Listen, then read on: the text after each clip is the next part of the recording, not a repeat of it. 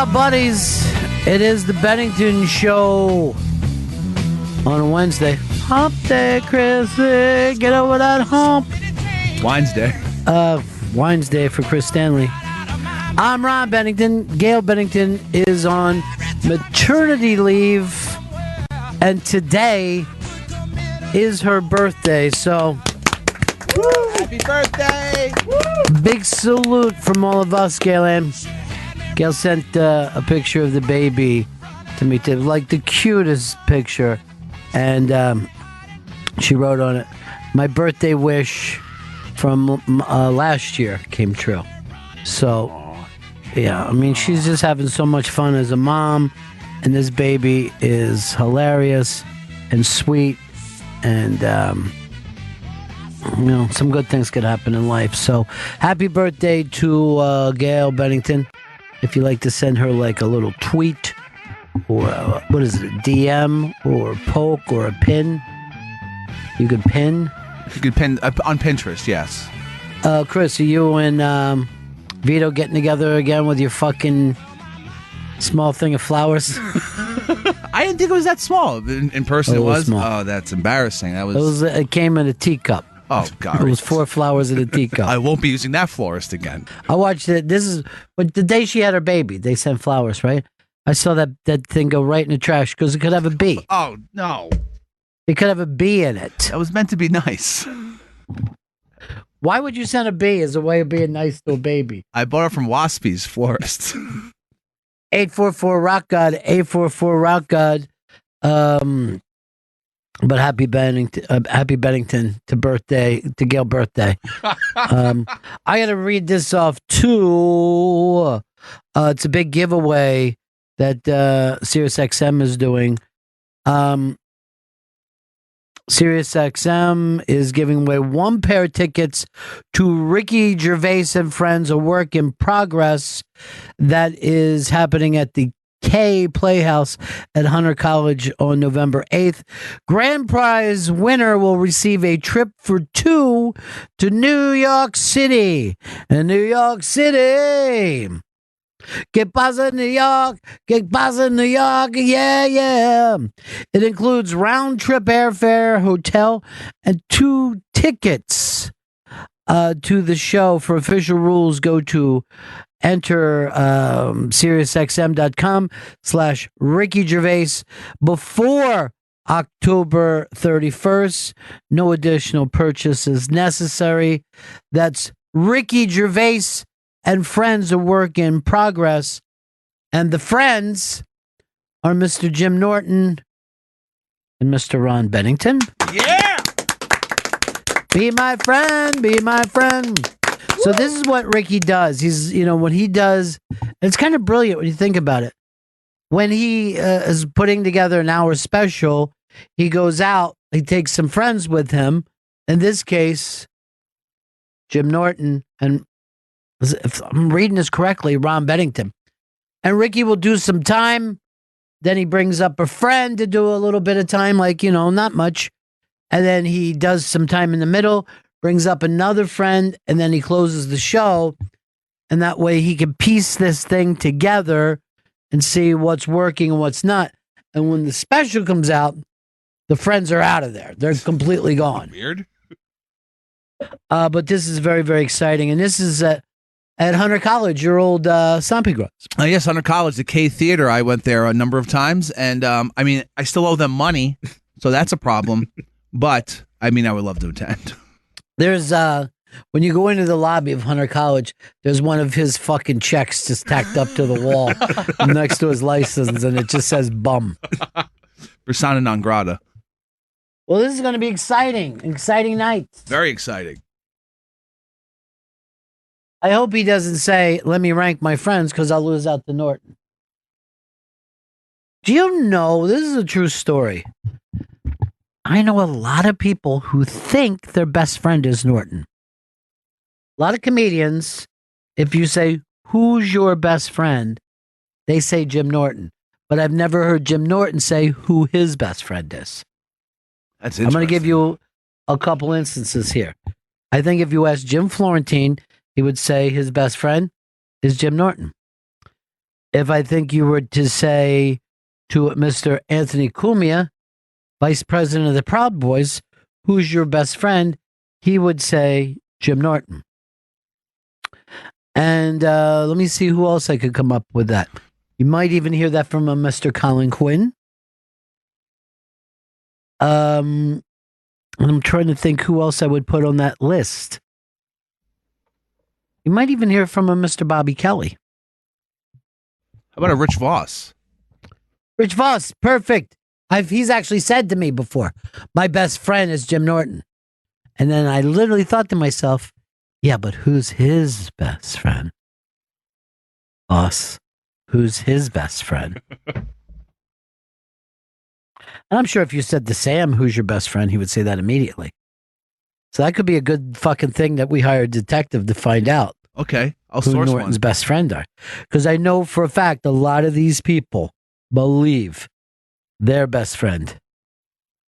Maybe for all I know, Gervais believes that. I think he may. If he says something like, this is my best friend, I'm just going to bring it up there. Now, here's why this is my only, and seriously, this is a great honor for him to say that. But me as a friend, Jim Norton as a friend with Ricky Gervais, who are we missing? Vinay. Why hasn't Vinay been asked to do this? I'm not sure. He's busy with that bar show he produces every week. And if anybody does a fucking Gunga Din joke about him, I'll go crazy. Or you'd probably even say your best friend is Norton. Yeah, I mean, we've had some adventures together. Vito said Norton was his best friend because he hung out with him at that table at the wedding. Yeah, I heard that fucking Vito wasn't even. They were laughing that Vito shouldn't even be there. Am I missing anybody who thinks that Norton is their best friend? I think Keith Robinson would say Jim Norton's his best friend. I don't think Keith would ever say a white person is his best friend. I think he's too committed. You know what I mean?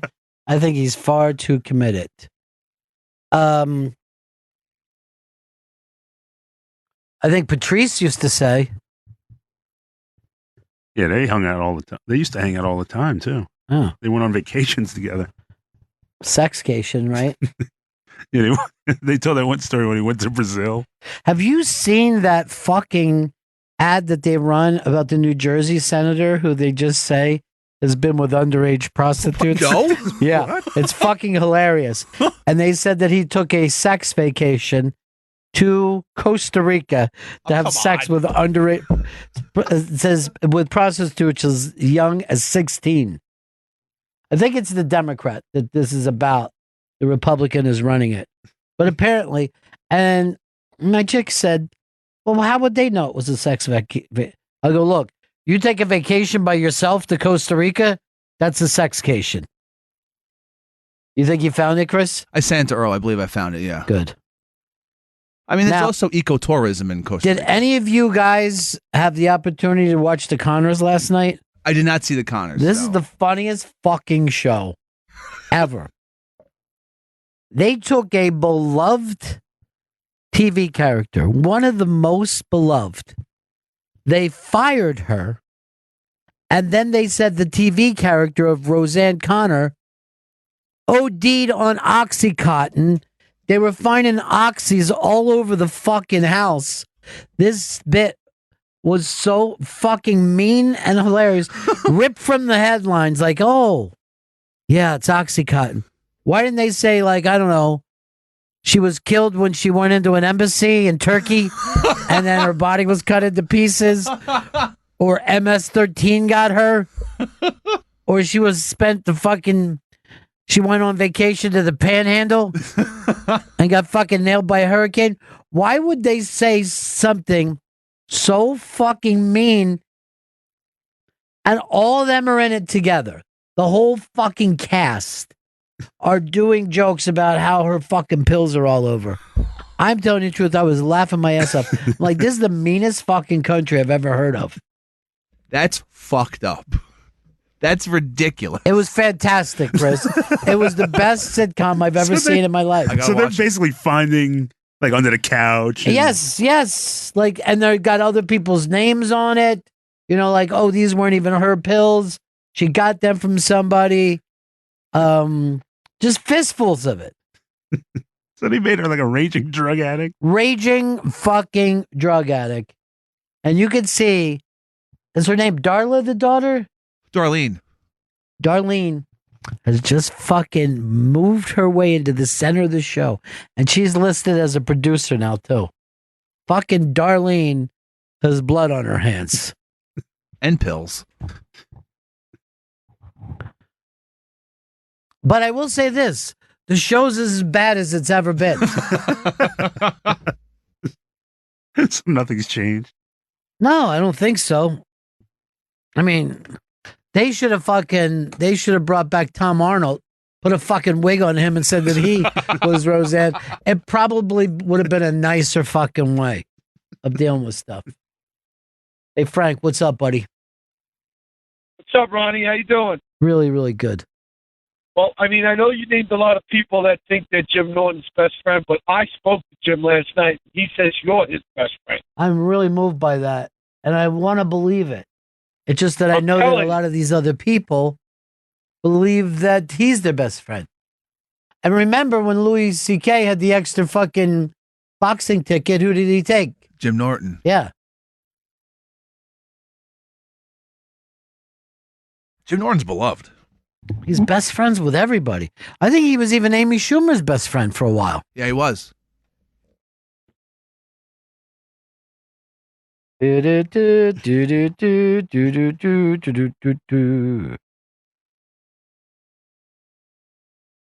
People are complaining that Vito's too fucking screaming loud. Who's in charge of his levels? I'm running his levels. Why do you run them so much that people actually call in and to fucking complain about it? Some days he's louder than others, and I. But then you adjust the fucking levels. All these years in radio, you never have paid attention to levels. Andrew in New Jersey. Hey, Ronnie. Yeah. When you say people calling in, do you mean that's Fez is texting you about it? Yeah. That's exactly what I mean. I was actually Fez watching. Is discussed it by Chris. Yeah. I watched Roseanne last season, and actually they were working that into the storyline that she was hoarding OxyContin. So I don't know if they had some foresight that she was going to, lose her mind beforehand, I mean, she didn't just lose her mind. She's always been crazy. This is probably the way Gail's going to get rid of me on this show and be right about it, unlike they were with Roseanne. I got an idea though, for Roseanne. It's a show just called Talking Connors, and the second that fucking shitty show ends, she's just on there just yelling about everybody. But then I saw her, she was on a Vice thing last night, and she was just wandering around smoking cigarettes, talking about how hurt her feelings are. And she said not one fucking person in that show ever contacted her. Not fucking Goodman, not Metcalf, not that old lady, not that fucking stupid son that wouldn't be working at all if it wasn't for her. I mean, most of those other people can work. That fucking kid can't. He's got nothing else going on. I'm pretty surprised by Metcalf and Goodman. The others, I'm not so surprised at. But what are you basing this on, Chris? I guess because they played the sister and the husband, so I thought that maybe because they were closer in family on the show, they'd be closer in real life. Now, according to this, a person named Sergio is on the line here. Sergio? Yo, what's up, Bennington? What's your name, sir? Sergio. Yeah. Okay. Like James said, is it that fucking difficult in there, Chris? I mean, I know you're having trouble whacking the levels out. I'm going to talk to Vinay. Mr. Bennington. Yes, you have Sergio. That soundbite from Jim saying "fuck Ron Bennington." Do you remember? Oh, I love that bit. Yeah, we used to back when this show used to have production. We had that. What are we supposed to do for production now, Chris? Video and I need to work on it more. Is it? Do you know that you said this to me 7 years ago? Yes, I remember that conversation. Why would I believe you then? I want you to. What was the thing that you said last night that I was like, never say that to me again? It was something in the business meeting. Oh, I believe I got it. I think that was it. No, there was something that you said, I'll take over that. I'm like, you fucking had it. I'm looking to see who else really wants to do it. Now, here's what's lucky for you, Chris. Yes, what? There's no way Earl's going to step up, and Vito can't step up. He doesn't know which way up is. I'll count that blessing. Oh, Chris in Philly, 844 Rock God, 844 Rock God. Hey, Ron, how are you? Yeah. Two quick things. Number one, I was kind of disturbed looking at John Goodman yesterday. He didn't look good. He looks like he dropped a ton of weight. And second thing, I just wanted to ask you, as an old fan, whatever happened to Paul O? I'll take your answer off air. Thanks. There's nothing ruder to me than somebody who says, I'll take your answer off air. What's that even fucking mean? It's kind of like a fuck you. Yeah, that's right, Chris. Yeah, that guy basically said, fuck us. Okay. Us, you had nothing even to do with that conversation.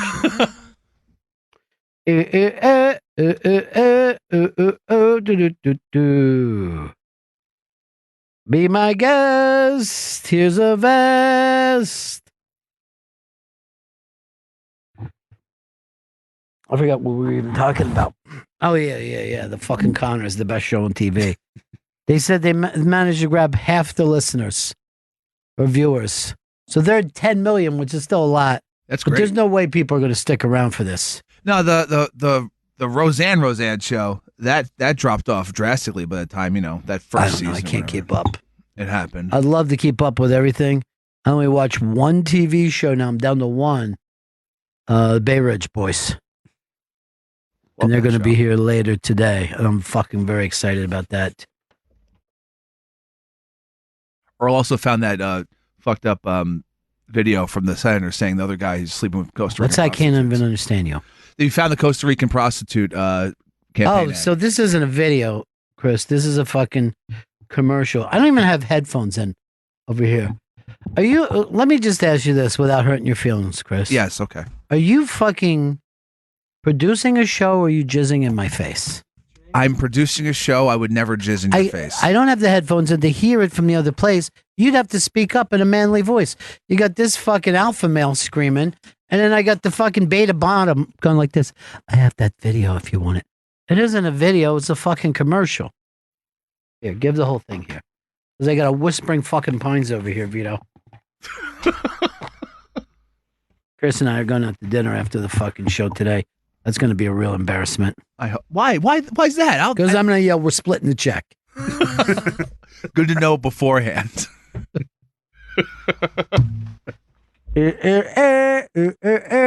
We should have a surprise party for Gail tonight. We should all run over and just scream surprise and wake the baby up. I don't know if that's good. I don't know how to keep you running that room in there, but it's too slow moving. And if not, Big Dog's got to jump in, because they come up slow and then I miss. I mean, this is a constant, Chris. Hey, Nick in Maine. Yo. What's up, buddy? Hey, buddy. Yeah. You're on the air. Oh, sweet. Hey, I got a question to you guys, but I'm gonna give it to you off air.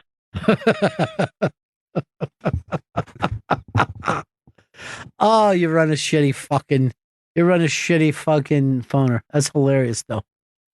Bro, what's going on with you? You still the only black guy in the show? I've been the only black guy on the show for quite a while. I saw this new list by Pace Magazine, and they named the top 50 title tracks from an album. So let's say it's the title song from an album, and they named the top 50. Oh. That is a fucking, I mean, it seems like that should be fairly fucking obvious. I mean, if they say Thriller, I'm going to kill myself. It's on there, but it shouldn't be. That song is fucking so bad, it's unbelievable. Yeah, I mean, unless the video really pushed the song, but if you listen to it just as the song, it doesn't hold up well. Tusk for me might be on there pretty high. Not on there at all. No, so you're going to put Thriller on, not Tusk. Ryan in PA. Yo, what up, Bennington? Hey. Just wanted to say, ABC is like making a huge mistake getting rid of Roseanne. Like, that show was crazy successful with her last year because of the audience. It was like the Trump supporters. It was like middle America. And now they're turning their back on the audience that built the show. I don't know how they think it's going to work. Well, first of all, I think it's pretty weird that an audience feels that they built a show. I mean, all they did was watch, so they shouldn't be too proud of themselves for watching. Then, like, well, with TV today, it's a big part. Nobody watches regular TV, and that was the first show that was like successful again. Well, this is obviously not true. There's Big Bang Theory and all those kind of shows. But here's the thing, and I agree with you. I think they knee-jerked it. But the only way they make money, they don't make money from you. They make money from advertisers. And if advertisers bail out, they say, we're done. You know what I'm saying? And when advertisers bail out, they don't just bail out on the show that they hate. They bail out of ABC. Now, we brought this They should have said... Yeah, they should have said that like her account got hacked or something then, because that was like a huge mistake. They should have tried to lie about it. Not everybody can lie the way the president does. You have to be really skilled, and ABC can't pull that off. They could have said could have been a rogue killers. They could have said a lot of things, but they didn't. But this is the problem. Nobody is too big to fail now. Because, like I said, the advertisers won't bail just on one show. They will bail on the entire network. And it's happened to a lot of fucking people on a smaller scale. And this goes to show. And, they were ready enough not to bring back the show. They shouldn't even have got the show. Roseanne sitting around going, oh, they killed off my character. You fucking gave that back to them.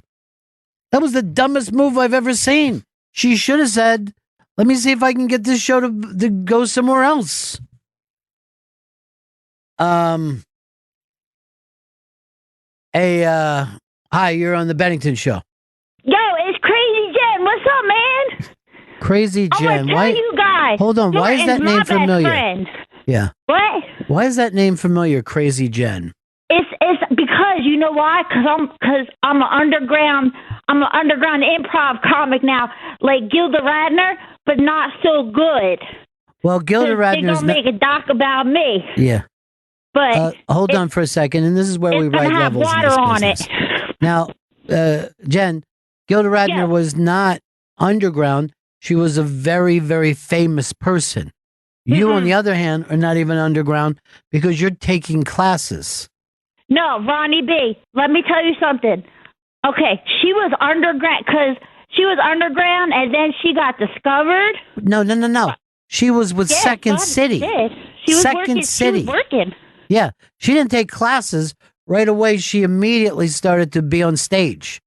Okay, but listen, Ronnie B., this is what happened. Remember, on the last episode of my life, when I couldn't get that stage work over at that Italian restaurant and to be a stand-up comic because they wouldn't let me up unless I brought like 30 people with me? Right. All right. Well, the DC Improv, right, in DC, there's only like 25 of them in the whole country. And I knew they weren't going to let me get up there like right away. So I was like, all right, I got to be slick about it. So if I give them $250 and take some classes and then start talking to management, and that's why I wanted to talk to you, Ronnie B., then they'll let me get up there on the brick wall. So listen, I got to ask you a question because this is really brilliant. I need a tape, right? So he said in order for me to audition, because I can't get up anywhere, so I want to open for you. Me and you, Ronnie B., me and you, Rich Ball, Snort, and all, we tour together. Well, here's I'm what... on my second class. Ronnie, I'm doing good, Ronnie. I'm doing so good. All right, first of all, in improv, do you let the other person ever talk? Oh, I'm sorry. I apologize. Yeah. That's a very important part in improv. You got to listen, right? You got to listen. Yeah. And it's what? Yes and, right? Because he said I was inappropriate at first. I almost got kicked out the first couple of days. Right. So you know to answer yes and, right? Yes, and Mm-hmm. yes, that Ronnie, yes, and I'm going to be quiet. Right. So you're really able to do improv now, and that's exciting. All right, let's try to do a scene. You are running a pet store, right? Okay. And I come in and my bird is on fire. All right, ready? Okay. Hi. I wanted to return this bird. Hey, what? Hi. Can you just stand over to the side a little bit? We got a lot of customers. Let me look at this bird. What's wrong with your bird? The bird is on fire. His wing wet? Huh?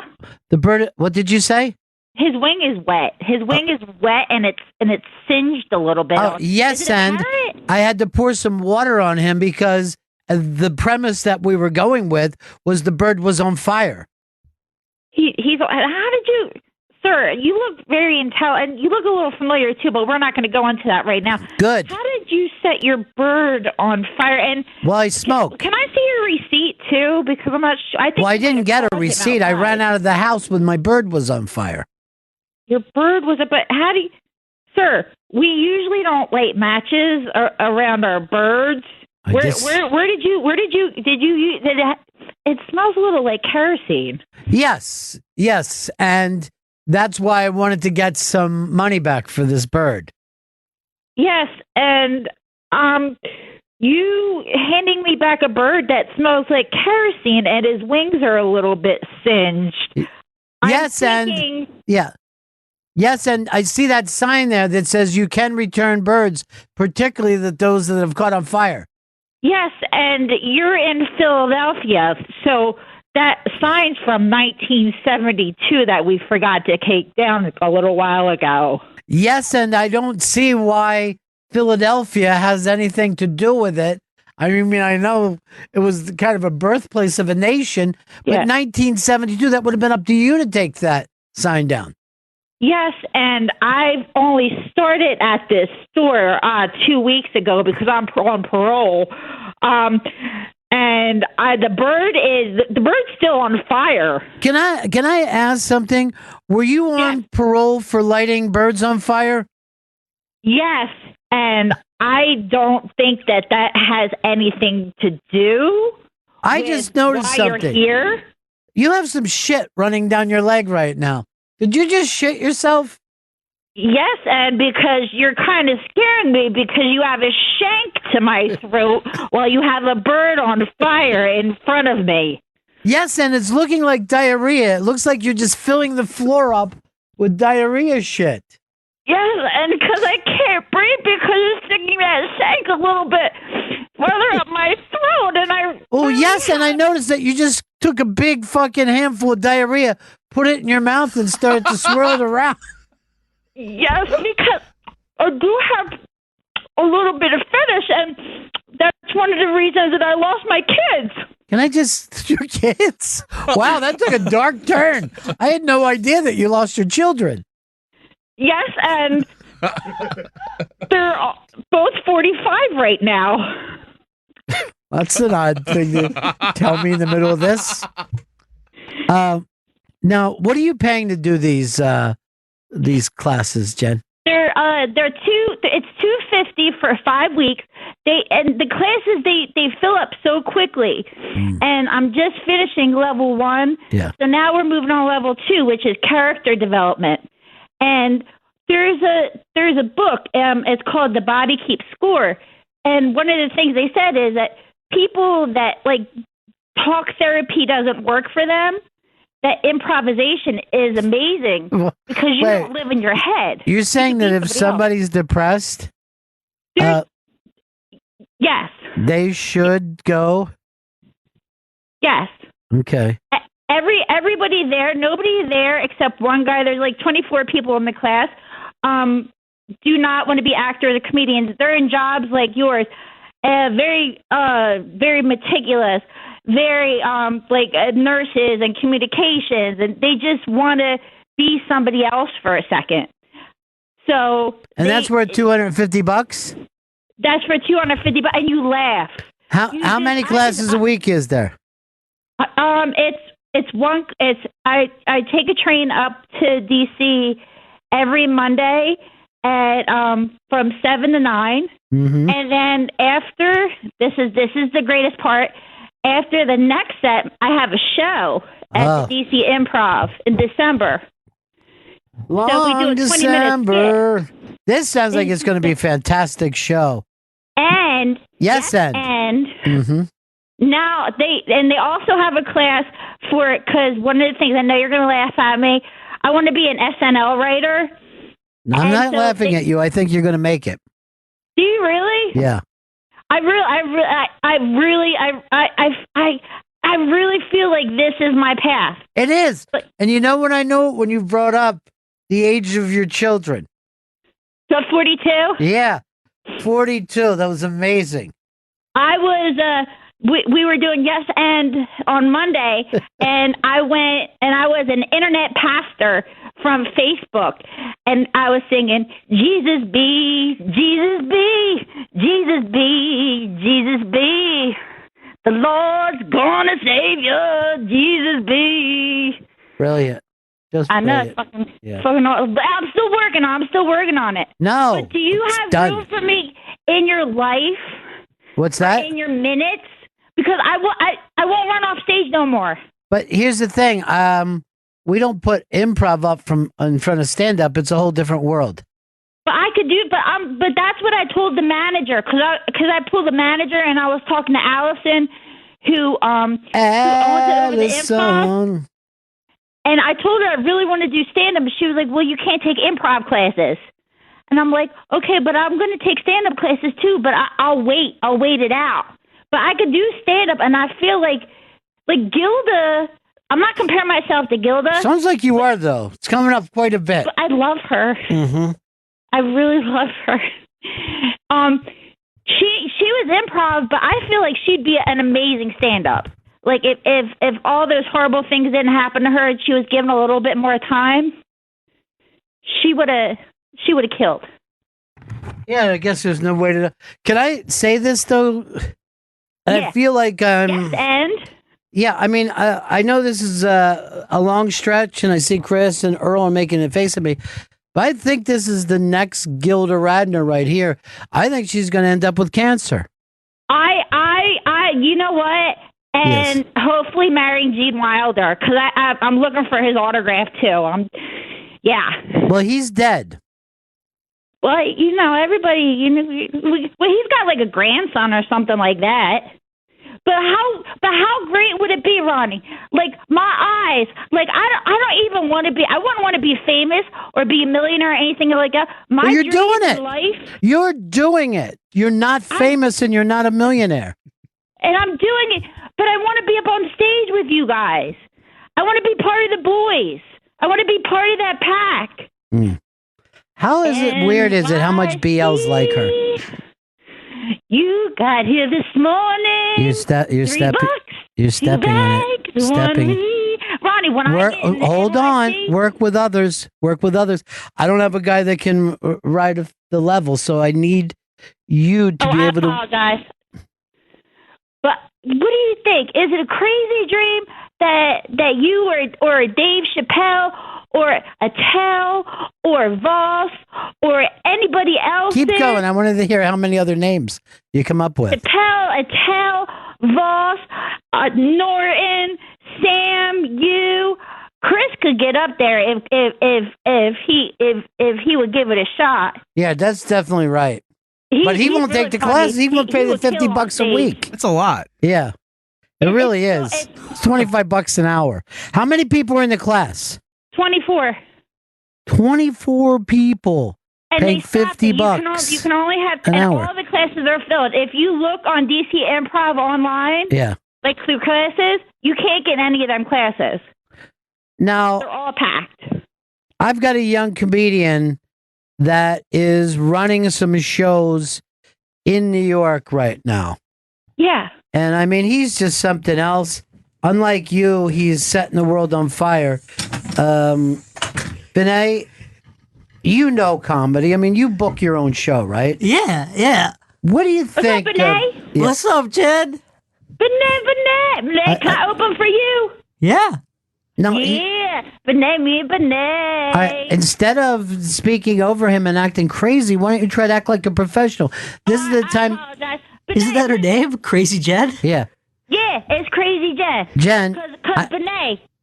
Because I see the world differently than most people do. And craziness, like people view crazy as not the ordinary. All right, but Jen, there's a time to be crazy, but nobody likes crazy off stage. On stage, yes. And nobody likes crazy off their pills. No, she's and she has been on pills before. I don't know whether. Now, why would you give her the opportunity, Vinay? I don't know. There's young aspiring comedians. I want to give everyone a chance. And you and every Jen has that charisma. All right, she got that machismo. How much time does she need? Jen, can you do a 20-minute set? Yes. Is it get up there, Benet? I'm telling you, I do Stop improv, calling him Benet. And I make them laugh all the time at the Wawa. You make people laugh at the Wawa. Yeah, sometimes I even forget my stuff on the back because they're like, "Oh, you're so funny," and I'm like, "Yeah, okay, I gotta bring my stuff in there." And the guy was like, "Well, you gotta write your jokes down." I was Jen, like, calm down. I'm working on getting you a New York City set, okay? Now, I don't think she has 20 minutes. I don't know either. Jen, I gotta ask you, are people laughing with you, or do you think they're laughing at you? Like, that's a very important question. Benet, I got stories. Vinay. Originally from Jersey, right? From Trenton. Yeah. Like, my mom sent me to a runaway shelter, and I didn't even run away. All right, but here's she the just thing. wanted to get rid of you? Yeah. That's a story, Jen, but is it a performance? Do you have any jokes? With the improv Yeah. and the meditation, because I'm a yogi too, Benet. How long are you going to meditate on stage? Oh, I meditate in life. I don't believe that. Yeah. What's the shortest set you have everyone do? I mean, the least amount of time you should be able to do is 8 minutes. I could do 8 minutes. Are you sure about that, Jen? Can I tell you something? What I told the guy at the improv? He said, "You mind being heckled?" I was like, "Let me tell you something." I was like, "I'm a substitute teacher. I get heckled all the time." Jen, stay in this moment, okay? Instead of going back to what happened at the improv class. I have a guy here, but see, here's the problem. If you come to New York and you bomb there, you're going to have a bad reputation in New York. Now, when you were down in there, you used to leave all the time when you didn't get laughs. Remember that? Yeah. Go ahead. I apologize. Remember when you'd go up, the opening line wouldn't work, and you would walk off stage? Yeah, that's why I said to the guy, I said, because they had me at Ruth Chris, and I was staying on a fake trampoline, and they said, all right, they said, it's a lesbian convention. And I got up, and I was like, I ain't got nothing. And I just left. But I ain't like that anymore. Jen, let me ask you. Back to you, Sensei. Jen, have you been hitting the DC open mics? Have you been like... None. No open mics. You take classes and then go to bringer shows. It's so hard to get in. To open mics? That's why they're called open mics. So for anyone, they're open. No, it's not. That's it. Are you sure? No, it's really not. Because he's got to see a tape for you first, especially like the DC Improv. But that's not how open mics work. Like an open mic at a bar or like a coffee shop. Or like you shouldn't be starting at the DC Improv. That's what we're saying. You should. But I tried at the pasta place, and he said I got to bring like 20 people. Wait, the pasta place?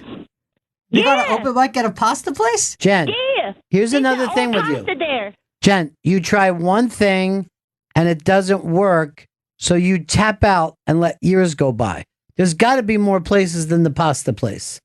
No, this guy, Kurt, he runs, he's the producer, and he runs everything. Yeah. Yeah, he runs it all. And they knew Allison, the owner, knew who you were, and she knows who Kurt is. First of all, hold on for a second. Why would my name come up at the DC Improv? I know you said don't talk about nobody, but cause I just talk about like I like your show and everything like that, and they were like this. They said Bennington, Bonnie. They said you're on a first name basis, and I'm like yeah, and they were like I caught that DC or not DC, New York versus LA up in just for laughs up in Canada, like and it was good. So I was like, yeah, I like that show too.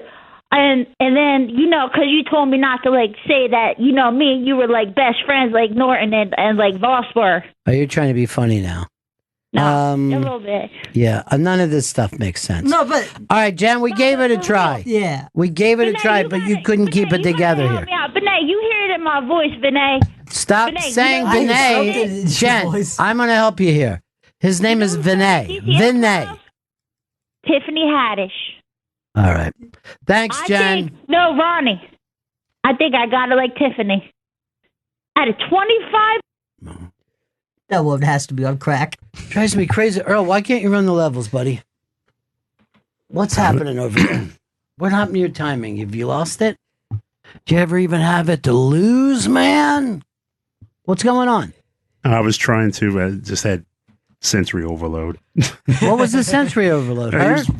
He was yelling in one ear, and I'm trying to listen.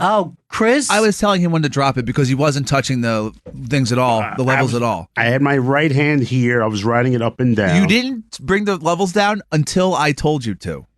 In your ear. I was riding the levels to the point where she could still hear Ron, and she can still. If it's down, she can still hear Ron. He overrides you, huh?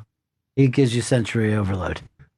No, I was just like trying to hear. Do you understand that problem was you, Chris? You? It was not me. It was not me. It was Earl just sitting there and not touching levels until I told him, please This drop is always the thing with Jen. Whenever she calls, people start fighting. I was giving her the opportunity to promote her with Vinay. She was purposely calling you Vinay over and over and over and bringing up some other crazy fucking stories. It's sad. She made you happy though. I saw you like. She makes me laugh. She really does. Smile. But there is no, because that's insane. But I want her to be able to put that insaneness into a fucking bottle. You know what I mean? And she can't. What was the first time, like, when she called? Like, this was years and years ago. And then I thought that she was hilariously nuts. I kept her on for a lot of time, and then she showed up with a pizza. To the studio? Yeah. Oh my God. How'd she get past security? Oh, most places don't have security. There was no security even in New York until after 9/11, and after that, they're like, the terrorists are going to blow you guys up. Yeah, that's why they don't let me up here every day. Disick, what's up? It's Tie Stick, buddy. Hey, what's up? Tie Stick. Just smoking some weed here legally in Canada. All right, let me just bring this up. Chris, I don't want people getting through with their names not fucking pronounced correctly. I want you to try to keep it on. You're too busy overloading fucking Vito to see that we're still at the point where Vito doesn't know how to do his fucking gig. I told that little twerp twice, too, the pronunciation. Grab Vito before I even move on. Vito, there is a massive amount of people getting on the air and their names are put up. That was the only one I did. The rest was not. The other ones were my fault. Well, first of all, you're in charge of them. I wasn't. But the fact that there's even one, it's Tie Stick. Tie Stick. There's nothing called the Tissick. Oh, go ahead. What's up? I just wanted your opinion on something there, Ron. Yeah. I was just listening to the whole Roseanne thing, and I was wondering, in your guys' personal opinion, how long you think it's going to take Faction to recover from your show when you're canceled? Oh, boom! Tie Stick, you're fucking great, dude. Take my fucking information off the air. He had, as you can see, everybody's replaceable. And they were on this fucking channel. They each went out one at a time. Everybody in the business is replaceable now. Nothing matters. Of course, at the same time, both of those guys just go up on different podcasts. So that doesn't even matter what fucking platform you're on. I remember when I used to get fired at places, people wouldn't hear from you. Now they hear from you later that afternoon. It used to take you like sometimes a year to get back on the air and go, oh, here's what happens. Here's why we got fired. And now it's like fucking 15 minutes after the show. I don't know whether you guys heard or not. And here's how you can pay me directly. The world has fucking changed. You want to be on my podcast? Yeah. Do you have a podcast? Not yet. You want one though, right? No, but I almost feel it's inevitable. Hey, of course it is. Now, yesterday we had those guys on. I'm going to do their podcast tonight, right? Defend your movie, yeah, the Fat Black Pussycat. Now, we leave here yesterday, and we get the idea we're going to do Pat Garrett and Billy the Kid versus, I forget what we picked, that Clint Eastwood movie, the last... Unforgiven? The Unforgiven. Everybody's happy. I get to fucking think today, we're going to change it to Psycho versus Halloween. You know why? Why? For some reason, adults can't fucking drop Halloween. I never once in my life heard my dad say to my mom, "What are we going to be this year?" So now we're going to take two lesser movies and discuss that. And then I get to think back, oh, would you rather do a different horror movie? I'm like, no. I've already fucking taken this as far as I want to. Psycho's a good movie. It isn't a matter of that. It's fucking grown. And by the way, it's not a good movie now. Go back and watch it now. And you can't believe how slow it runs. Hey, Chuck, what's up? Hey, a show like she was Crazy Jen was talking about, Ron Bennington, Jim Norton, Rich Voss, and David Bell. If she was on it, you would have to introduce her as the Yoko Ono of comedy. You know, Yoko's got a new tune out. Have you heard it, Earl? Have not heard Pretty it yet. fucking strong. Yeah. But she, Oh, you dig it? Yeah, it was vibey. You're a Yoko fan? No, I just heard the new one. I saw like an article about it. I was like, I know she still make music. Yeah, she was down here a few years ago. It was fucking, it was amazing. At the show or series? Here. She was Oh, here. bet. Yeah. And then when I had Pamela Adlon on, I'm like, oh, you know, they're using that John Lennon song. And I know that Pamela loves Yoko. If I bring Yoko down to surprise her, she'll never forget it. But then they said Yoko wasn't well enough then. Older people, they run into Patches. Earl, you're familiar with the song Patches. I'm very familiar with the song Patches. So now that you've had a moment to breathe, he was driving you nuts by talking in your ear? Yeah, it was just distracting because I'm trying to... I was telling you exactly what you had to do, and you started doing it because you weren't doing anything before I started talking to you. You could see it. You can't. I don't know if you could see. I had my right hand here because he reminded me to ride the levels, which I did. When I said drop it down. And this is the thing of Crazy Jen. No one should have to ride the levels on a fucking phone call, but she doesn't end a sentence. She just keeps talking forever and ever and ever. I miss you guys. Miss you guys. We tried to hook you up today, Jen. It's not gonna happen. Oh, she's No. back on. Yeah. It's another disappointment. Ron, hey, Benet, you're not gonna give me a shot. Jen, stop calling him Benet. Stop What's his it. name? I like Benet. It's like You're Benet close. the You're painter. so Jen, close. it's keeping you from getting the gig. But he likes Benet. He thinks doesn't. nice. I'm making him happy. Ronnie, and listen, can I tell you something? I just put her on hold again. I'm always trying to help her. I didn't know And yoga she's- teachers What? were drunk in the day. Here's the problem. She's not drunk. She's just crazy. You don't think that woman's inebriated No. somehow? No. We've known her for many years. And many times we were like, oh man, she is funny. What if she just got it together? She can't. Damn, She people cannot. are fucked up. Yeah. This world is fucked. Now, there you are. Where's your show on? Which street? Bleecker. Yeah, Bleecker and... She's in Bleecker. She could get a chance to do a fucking set in Bleecker Street. No, And if this was the fucking 20s, this would be, the 60s, this is like Joan Rivers and, you know, David Steinberg, Cavett, you name it. That's the fucking neighborhood they came out of. But here she is, wanting to fucking do the Benet thing. And when we're saying, can you do this thing? Her bringing up a conversation she had with someone else. It's too sad. I don't expect anything less from an improv comedian. You put them under, huh? It's like they're I nothing. used to do improv too. Yeah. Yeah, I did. What did you think of her yes in improv? Did you She think? yes-ended till she passed out. Yeah. I loved your yes-ending skills. Now, do you think she has a future in the business? Do I got a future? I got a future, Benet?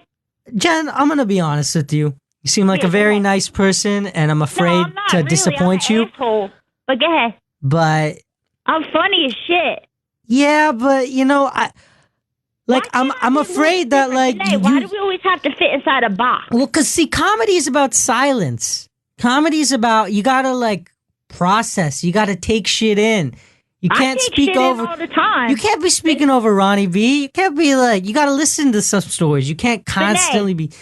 That's why you get on stage to tell your stories. Can I tell you something? Okay.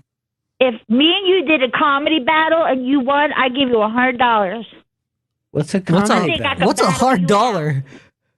$100. Oh, I thought you said $100. Yeah, she's down in Maryland. Yeah. 100. 100. And now look, instead of making somebody your friend, right? Yeah, that's my friend Vinay. But it's Vinay. You've turned him into somebody that you would compete against. You're telling him you're better than him. No, I'm not. No, she's not. She's trying to be nice. Good. That don't. Why can't I own my comedic?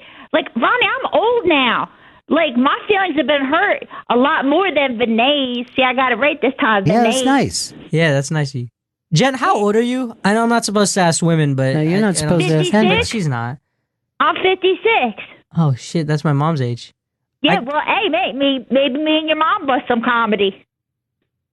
She's actually being mean to you. She's not 56. He's just saying that. Is she older? No. I'm 66. Maybe me and your grandma's bust some comedy. Vinay, how old are you? 22? 21. You 21. See, Vinay, I got underwear is older than you. That's bad no matter what. That's unhygienic. Yeah, that's not good for you. See, that's not good, Vinay. Yeah, it's not good. So let's do it. Let's battle. Comedians don't want to be able to smell your underwear. Maryland. Who got you want to roast battle her? I know all the guys who run roast battle. You've done one, right? Yeah, I roast. Would you roast battle her? Oh, of course, wholeheartedly. Take you out. What's that, Jen? If I take you out, you still got to be friends with me, right? Yeah, he was going to be friends with you. Yeah, anyway. I was trying to book you on my show on Bleecker Street. All right, I got Joe List on that show. We'll do it. Now here's it's what. fun. Hold on. I will promise you this: if I set up a roast battle, she will got not. My Amtrak tickets. Would you please stop it?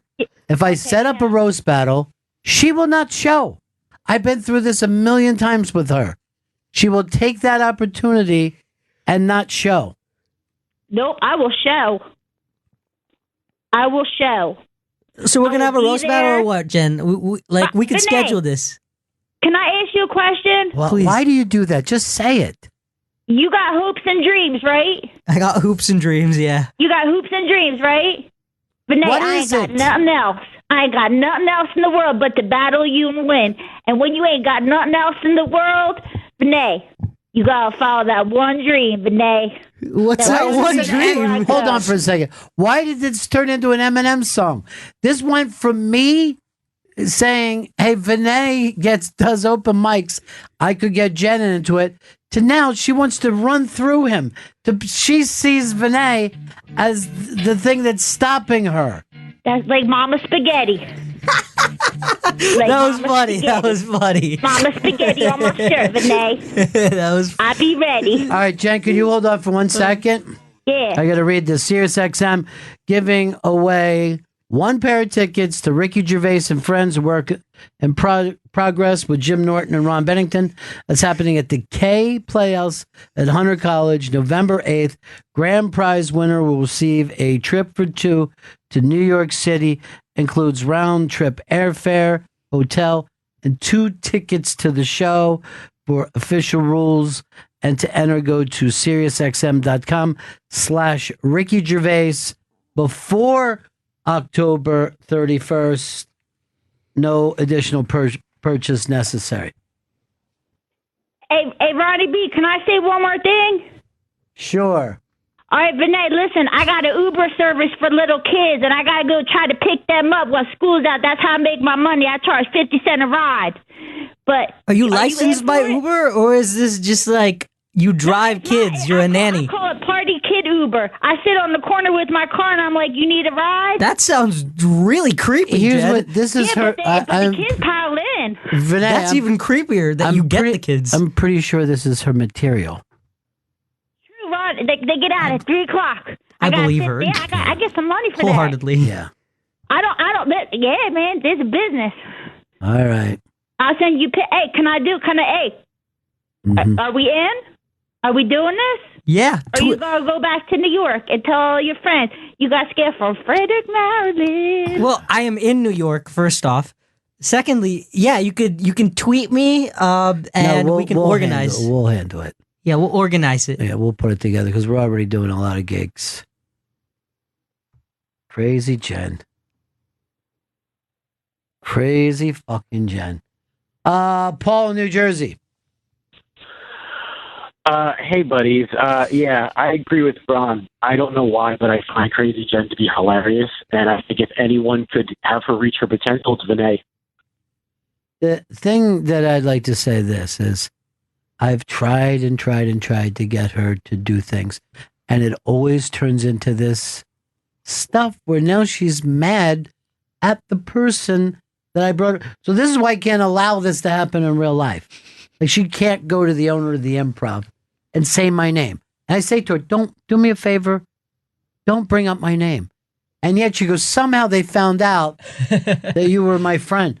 And I know how. Because when she starts to talk, she doesn't stop. I honestly believe, like, she brings up Tiffany Haddish. Tiffany Haddish has this thing that she does, but it's an act. Yeah. Tiffany has mastered it. Crazy Jen could be the next Tiffany Haddish. But Tiffany Haddish doesn't start yelling at the people trying to give her stuff. Well, you yell on stage. Yes. You don't yell when you're conversing. Bananas. She's kind of growing on me, though. Yeah, she does that. This person texts this thing that is so funny, and it's like so real. Why does Kid Rock look like Dr. Phil dressed up as Kid Rock? And look at this. It's fucking true. There's a Dr. Phil look to Kid Rock. He doesn't look good now. Well, no one does. I mean, these are bad times we live in. Let me go back to Jen. Oh, she hung up.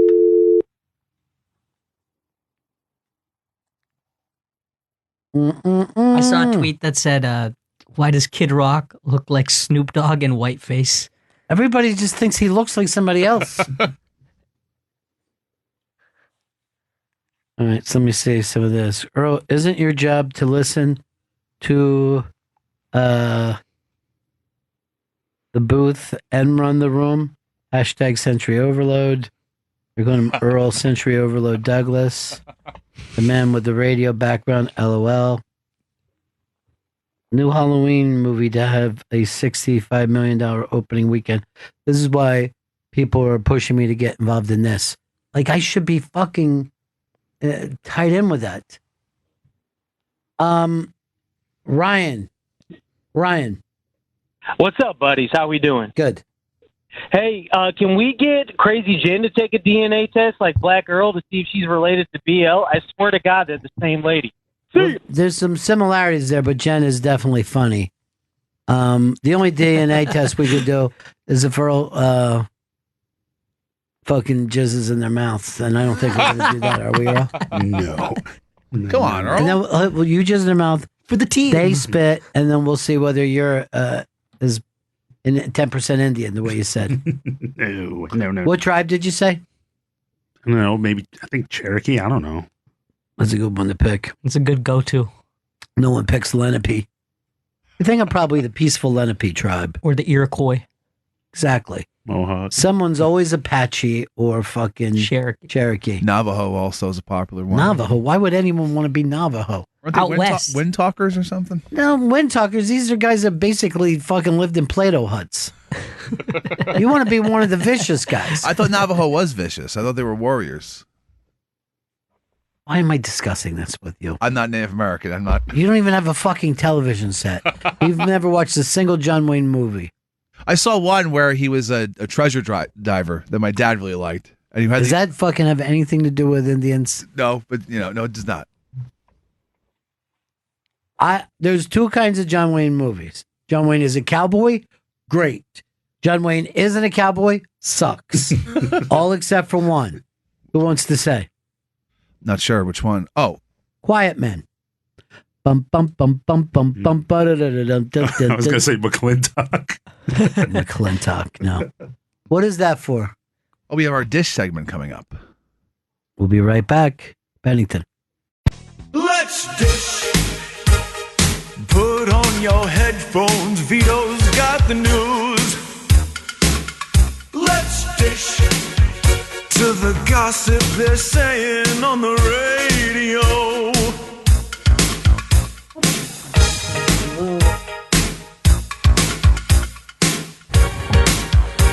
This week's Dish segment is presented by Dish. Get extra action with NFL Red Zone from NFL Network on Dish at no extra charge. Dish tuned into you.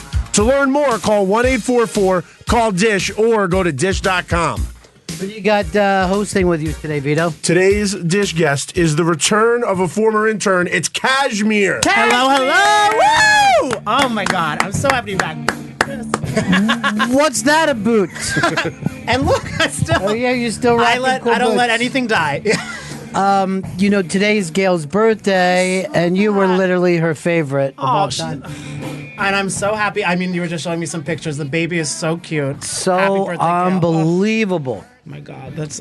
And Kashmir's show, Quit Stalling, is happening this Friday at 11 p.m. at the Branded Saloon in New York City. Now, what happens there? A little bit of everything. It's a little bit of I have some stand-up comics coming in, and then I'm also doing some advice for people in the audience, and I'm giving some advice. I try to do a different theme each month. This theme, I'm giving advice to the cast of Sex and the City for 2018, because of course I am. Wow. Last month it was for all the celebrity couples I got engaged. Yeah. This summer, and I feel like I tried to help them. It apparently didn't help everybody. I like the fact that you're very comfortable giving advice. When anyone asks me for advice, I'm like, hey, I can't, but you are comfortable. I stop people on the street. I just want I love to give 2 cents. Yeah. Yeah. Oh my gosh. Yeah. And a lot of people get hesitant at first, but as it goes on, I love a lot of people come up and talk about like people they're chatting with on apps and stuff like that. So I'll take their phone and message them. It might be bullying, but I kind of like it. Yeah. So I go with it. Now, how did you get involved with this bar? How did that happen? I live kind of close by them, and I've been doing some stand-up and storytelling around the city for a past year or so, and doing like some classes and things like that. And then I was talking with them, and I saw a show there, and I was like, oh, this is an awesome like little set, like a venue back there, and it's like half rodeo themed, half gay bar, and I'm like, it's like my boots fit in just fine. Right, so right. I pitched it to them, and they were into it. Yeah. I think a gay rodeo is the future anyway. Right. We're good at riding. Yeah. Yeah. Yes, exactly right. All right, that should be. You're not going to buck anybody off there. All right, so you understand Dish, and this is right up your alley. Vito, what do you have? First dish on the table is the breakup of Pete Davidson and Ariana Grande. Wow, this is the big one. I'm still crying about it. Because I personally thought, like, I was 48% certain that I was going to go to the wedding. I don't know them, but once I saw them starting to date, I'm like, oh, we would get along. And I just felt it. And now By the way, this is the first person that I even know people who know Pete, who were like, I'm following everything. Because they were in the newspapers every day. Every day. They were our Richard Burton and Elizabeth Taylor. That's when everyone, because they were the first couple, I feel like, this summer that started the rushed engagement. And everyone's like, this is insane. I was like, this is old Hollywood. This is the stuff we dream about happening again. And they were just like a famous singer, a comedian. Star. Yeah. It's all, I was like, it's perfect. They both have interesting backstories. So what is coming up on it, Well, Davida? there are some alleged texts that Pete Davidson had been sending to Mac Miller, her ex-boyfriend, who died of an opioid overdose. So what are you hearing? She was Pete Davidson was apparently texting Mac Miller some intimate photos of Ariana to kind of be like, hey, stay away. Don't try to get back with her. And that's so bad because Ariana and Mac Miller for a while, she went out after they broke up saying that the relationship was mainly to help him through everything he was struggling with, and that she loves him so much, just they couldn't be. And they were close. They were very when he was here, when Mac Miller was at Sirius one day. Yes, I remember. I was fucking just walking through the hallway, and Ariana Grande was just sitting outside the studios he was doing. And like he was on her first hit single, like the first song that she released, he was on it. So he's been there for her since like before she was even the Ariana Grande we know. So what are you saying, that she's blaming? No, well, I mean, she's just she's really turned off, and the breakup happened around where the alleged photo, she found out the photos were sent. Well, that's what I heard, that on Saturday she was at SNL supporting him, and the press release went out on Sunday because Mac's family told her Sunday morning that she was sending these pictures to her. Wow. I know. And it's so crazy too, Poor because they were Pete. like hot and heavy for so long, and Yeah. just was after like that, like she lost Mac in the same year that she had the Manchester attack on her concert. Yeah. So it's so much at once, and I feel like it's kind of one of those things where she just needs like a moment to step back. I would love to just help her out, give her some advice, you know? All right, let me just say this, and this has not been anywhere in the press, but a friend of mine has a doctor who knows the family. And the doctor started dishing. Are you ready for this? The problem was Pete wasn't comfortable with Frankie Grande living there of Big Brother. Frankie was there, involved in everything. What? Yes. That's insane. And did I can't put up with this anymore. And that was one of the, blood is thicker than water. Oh, because she is like She loves, yeah. She loves him. Like she switched religions when she like started learning more about like her. Like she felt like Frankie wasn't feeling supported in their church, so then her and him joined Kabbalah together. Yeah, and good. Yeah, which is very Madonna. She really brings it back old school. If you watch Big Brother, like all he did was talk about how much he loved, and she wasn't even big at that time. She wasn't big, and he's like, "Look, I'm Ariana Grande's." Everyone's like, "Who?" Only that one girl went nuts. Yeah. The young girl that season was like, "Oh my god!" But yeah, nobody else knew who she was. And I could kind of see that like he would be a tough person to be day to day with. Especially. Absolutely. Yeah, just a little bit. Watch the game. Just these fucking just changing his hair color every day. Oh my god, the bathroom tiles are probably ruined. Yeah. And you could even see anytime she's at an award show performing, he's jumping up, screaming, trying to get like Right. some camera time and like trying to rush the stage while she's singing, which is very intense. I saw him and Pete at an award show together. They were sitting together, but it was Yeah. probably just a little bit of. Well, I mean, I'm sure that he liked Frankie, but you're living in the apartment with us. It's small, it's tiny, it's only $16 million. Do you think he brings up? So like he did that thing a few weeks ago on SNL during Weekend Update where he talked about like how he wanted to knock her up. You should have. He has to bring up the breakup on this week, right? I don't think so. I think it's going to take him a while to deal with this. When this thing even started, I'm like, I hope that kid has a soft landing because she is a fucking real star. Yeah. And Pete's a regular guy who's funny. You know what I mean? Like that girl has been taught from 2 how to be a star. Yeah. And she's become she's probably the biggest pop star right now. It's like I think the Manchester thing, and I don't want to say this the wrong way, but that put her on a whole new level. Because it gave her, there was 2 roads she could have taken just to kind of been like, oh, okay, and continue what she's doing. Yeah. But she made by like being an advocate for like support of everyone and continue to perform and not like taking like a month off, but then addressing and continue. That really shot her up to the top, just internationally even. Well, here's the thing too. Like she's there in Manchester.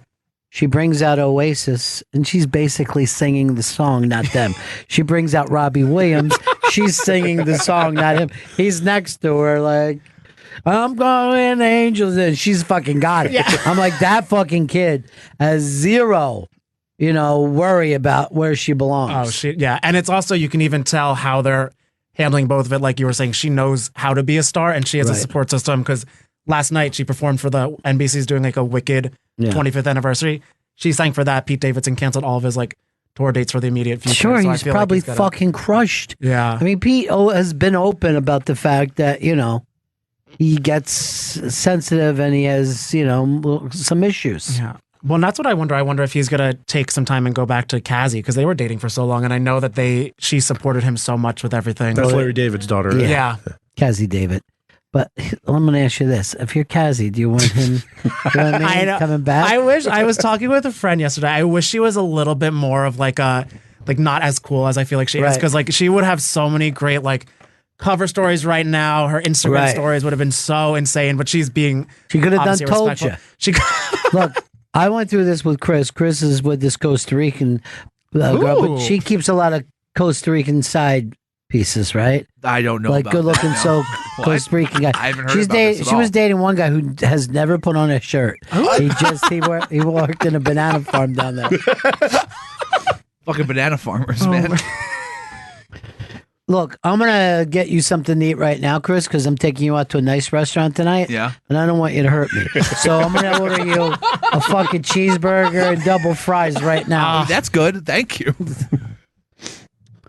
All right, so that's where we are with that. We're all sad. crushed. You know, we're all- but but- you know what? We want the best for Pete. Yeah. Because I don't have to wish Ariana She's- good. She's okay. She's fine. She's doing pretty well. She's yeah. on commercial. She's got #1 song. Look, She's forget even today. She's Cher. She's going to be around in 50 That is- fucking yeah. years. Oh, I hope she's in Mamma Mia 85. Oh, yeah, I'll there's be there. no doubt. It's so good. Oh, that movie. You like it? Oh, I love Mamma Mia 2, and then It's called Here We Go Here We Again. Go Again. I know, but that's too hard to type. It's a out. great And name, though. It's so good, and it's yeah. because like they did the movie Now You See Me, and then they called it Now You See Me Too, and that always bothered me because it should have been Now You See Me, Now You Don't. But Mamma Mia did the fucking Here We Go Again. It So did I'm a it big all fan out. of that. Yeah, and then they also had Cher had her little album after it of just all Mamma Mia covers, and I'm like, this is perfect. This is all I want from everything. It was yeah. Yeah. All right, reset the table. All right, so Drew Barrymore was in this in-flight magazine with Egypt Air. Yeah. Turns out, was it about ET? No, it was just an interview. It was adorable. Oh, Gertie. It wasn't Gertie related. But when Gertie cried, we all cried. Just remember that. Okay. But the interview, it's had Drew Barrymore encouraging every woman who's overweight on regaining her beauty and body. Turns out this interview never happened. Drew Barrymore was never interviewed by Egypt Air. Her rep said it's totally bogus, and they had to pull the article. From I feel like that's all something the I would issues. do. I would like just be like, yeah, I talked to Drew Barrymore and just like write stuff down into Egypt Air and be like, oh, can we buy it? I'm like, yeah, go for it. I love Yeah. Drew. And then they're like, who the hell are you? And the author of the article is Ida O'Reilly, who's actually a former head of the Hollywood Foreign Press. Yeah, the Hollywood Foreign Press is nuts. Yeah. They are fucking crazy. And most of the time, people don't catch what they write because they write it in a different language. It's such a funny star to like, because she's very famous, but a very funny star to like fake an interview with, because there's a lot of other people to like grab the attention of the Right. Egyptian Air, like in flight. Like there's people in Riverdale, there's like Lady Gaga, like even Ariana Grande. They're like, no, we're gonna go Drew, because I feel like it is believable enough too. I'm like, oh yeah, it's Flower Girl Cosmetics. Who's the new pretty like Cuban girl pop star? Oh, Camila Cabello. Yeah. Cabello. Is that it? Yeah. I saw her live. She's good. Is she? And she's the it girl, right? I would, yeah, because she jumped out of Fifth Harmony, and she's just Oh, I didn't know she was in Fifth Harmony. She was the first one Okay. to disband, and then they Yeah. all just kind of fell off after that. Yeah, I saw that when they did the awards the other night. She was a very big part of it, and just has one solo album, right? She's on her first solo. yeah. And but every song she's released from it is just I don't like that hitting song it. that's big. The Never Be the Havana. Same. Havana? Havana was huge. It just annoying. I hear it all the It's time. so She's good. gorgeous, though. She That's is- what I'm talking about. I'm not talking about anything else. She's got a That's little amazing. face on her. She's nice too. Yeah. Because my Oh, is she? friend went on a bayou cruise in New Orleans, Yeah. and the week before, she was there with Taylor Swift on a tour because she's touring with her, and they were like, "Do you guys know that pop star Camila Cabello?" And they were like, "Yeah." They were like, "The sweetest girl." She was with her mom and her boyfriend, who's this Yeah. like British romance advice guy who's Yeah. really cute, and they were just like, "She's the sweetest star we've ever had," and I was like, "I love that." Good, and that's from the Bayou Tour. I get all my sources. It's the new Daily Mail. You get some beignets Yeah. and some Oh. gossip. Yeah. You're old school, Chris. Chris is a big Daily Mail guy. Did you know Love that? The Daily Mail, the DM, as It's I call scripture, it. yeah. Oh, DMs, yeah. Oh.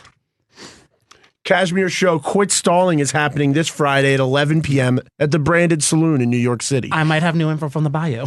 And let me tell you something. Cashmere should be doing all the dish stuff. I'm giving the stories. Yeah. Cashmere's great at this, but I bet you didn't know that. Oh, here we go. You're getting all Well, one at the top. The more of it. you know. All Yeah, right, I bet you didn't phonics. know Yeah. that rapper ASAP Rocky has been having giant sex orgies at his home in Beverly Hills. What if I said I've been to that? He has a lovely foyer. My favorite part about this story is that his home is in the style of Tim Burton and Wes Anderson films. That's an odd thing. That's I don't know if that goes together. They don't go together, and you just wouldn't expect ASAP Rocky to be I the love guy the doing that. layers. Yes. But he went on to talk about how he's been having orgies for years, that they started when he was in the 7th grade in Harlem. And on his 45-minute lunch breaks, he'd bring everybody over to his building and they'd go to the rooftop and they would fuck on there. He said first time he had an orgy, he got bullied for his penis size. I'm just going to say this. This doesn't even This is a little too dirty to be Dish. This is after Dish. Yeah, I mean, it's kind of an orgy is fairly disgusting. And an orgy of seventh graders Yeah. bullying each That's other. really Well, hey, bad. It was ASAP talking about it. And, he got bullied for his penis size. I thought that was the Dish. In 7th grade. That was what what you're talking about gets people arrested. Okay, don't forget that I brought up the 7th grade sex orgies. Just let's focus But on the I'm- Tim yeah. Burton and Wes Anderson style home. And I'm glad he overcame the bullying. It's very much like It Gets Better because he still has the orgies. So He moved still on, has yeah. the orgies because he fell into his cock ears when they grow. He just sprouted out, literally.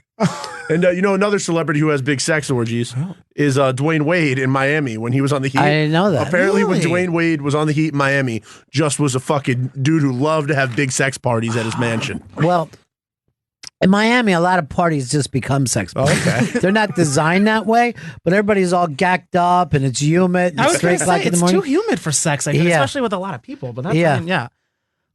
Now, Kashmir, you're excited about the royal baby. Here's my thing. I get it. I get Mm-hmm. people are loving. I like Meghan Markle, but I don't love that now we're immediately on like a baby. I'm like, oh, I feel like You she want was a little time. a little time, and especially because the Princess Eugenie, just Yeah. got married on Friday, and then she had a day and a half to be on the front of everything. I didn't even hear about her. Exactly. And I was just like, who is she? I was like, oh, she's like, there was a second royal wedding. Yes, and she's kind of adorable too. She's That adorable. Yeah, Yeah. But who is she married to? I don't. That's the thing. I That's don't the thing. You don't even know if she came And into I the was- game. Yeah, and I was like, I Put up a think picture she's of a her, royal Earl. girl. If it's not prince or princess, we're not looking into And it. that's the thing. She's cute, but she kind of looks like the one at the party. You're like, oh, hi, Eugene's here. Like it's very Yes, much. Imagine the yes. face you'd say with Right. Eugene is here, and it's her. Yeah. And I want to know. I feel like she probably had. Oh, she.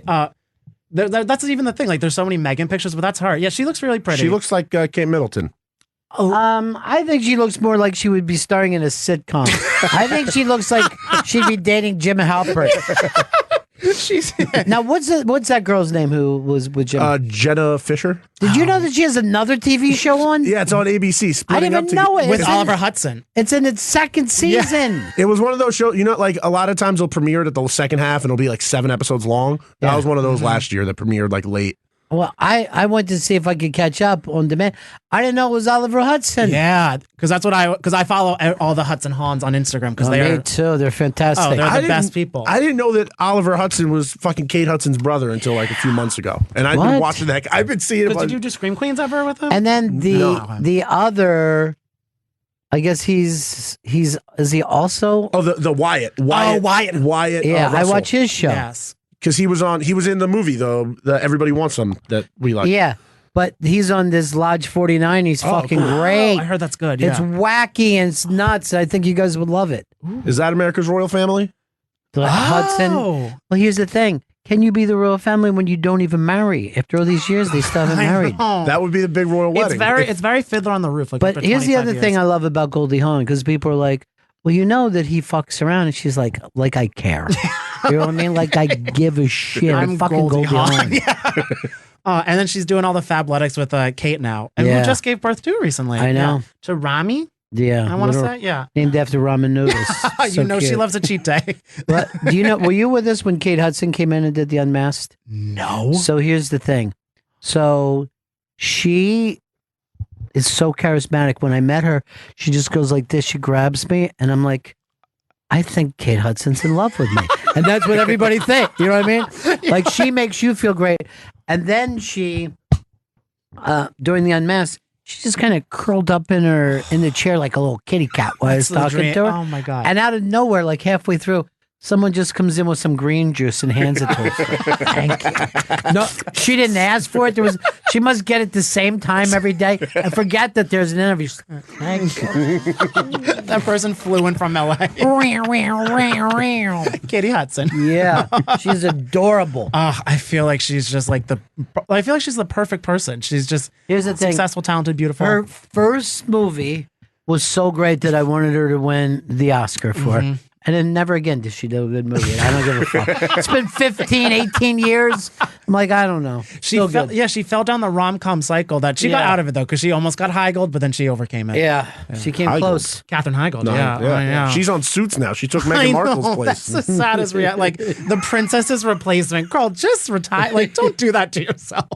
It was all after Heigl did after she talked about the Judd Apatow movie. She said like she hated the experience and stuff. Yeah. And then after that, she had trouble getting work. And then she refused the Emmy nomination for Grey's Anatomy because she's like, this show isn't worth an Emmy. I didn't even know that you could refuse. I know, and also I didn't know she was gonna get nominated for an Emmy for Grey's Anatomy. Yeah. They're like, yeah, we know you're not. Cashmere, do you like Drake? I do like Drake. Now, did you see him on The Shop with LeBron James? I don't know. So what LeBron James has a talk show now called The Shop. Really? It's on less- HSN. It's on HBO. It's less of a talk show and it's more of people watching LeBron get his haircut while he talks to them.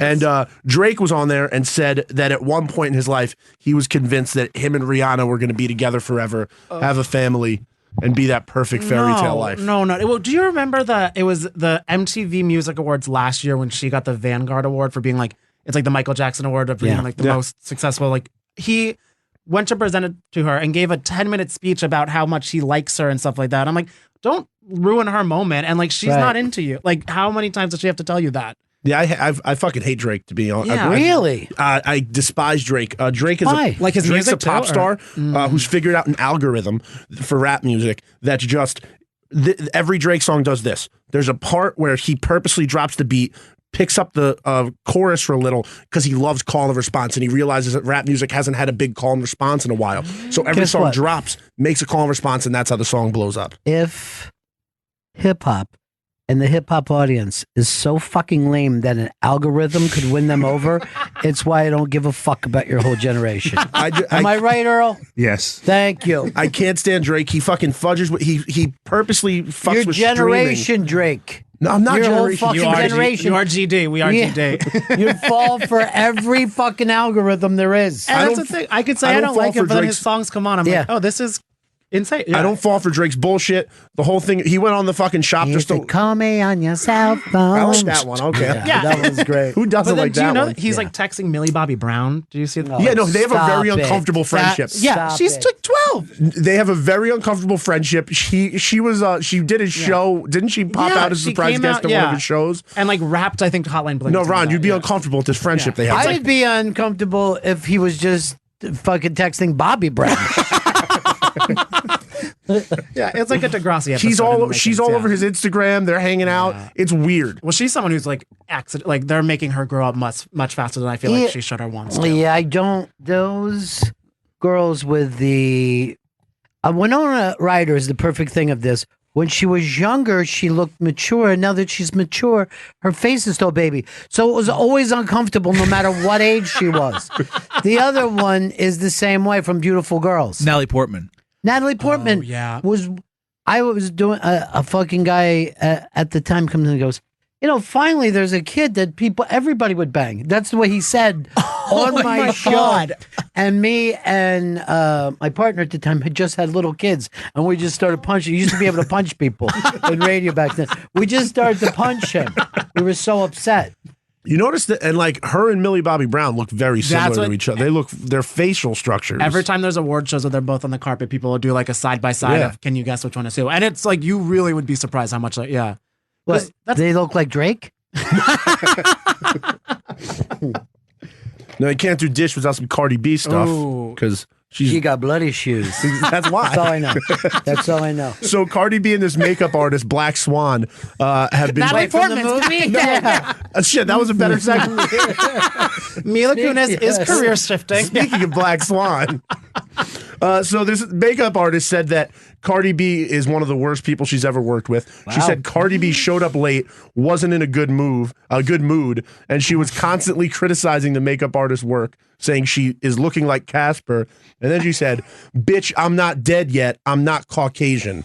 Gee, that's well. Did anyone say that Casper was Caucasian? Cardi B's erasure. Yeah.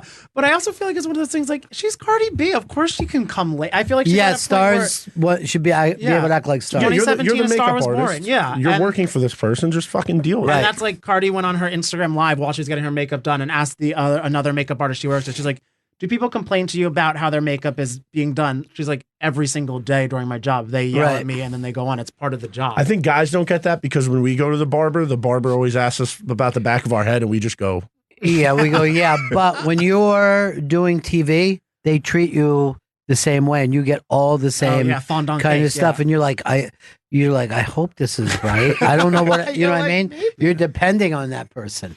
Well, Cardi says it was bullshit. She said the shorty was unprofessional and called her a clout chasing bitch. Now, was she a shouty or a shorty?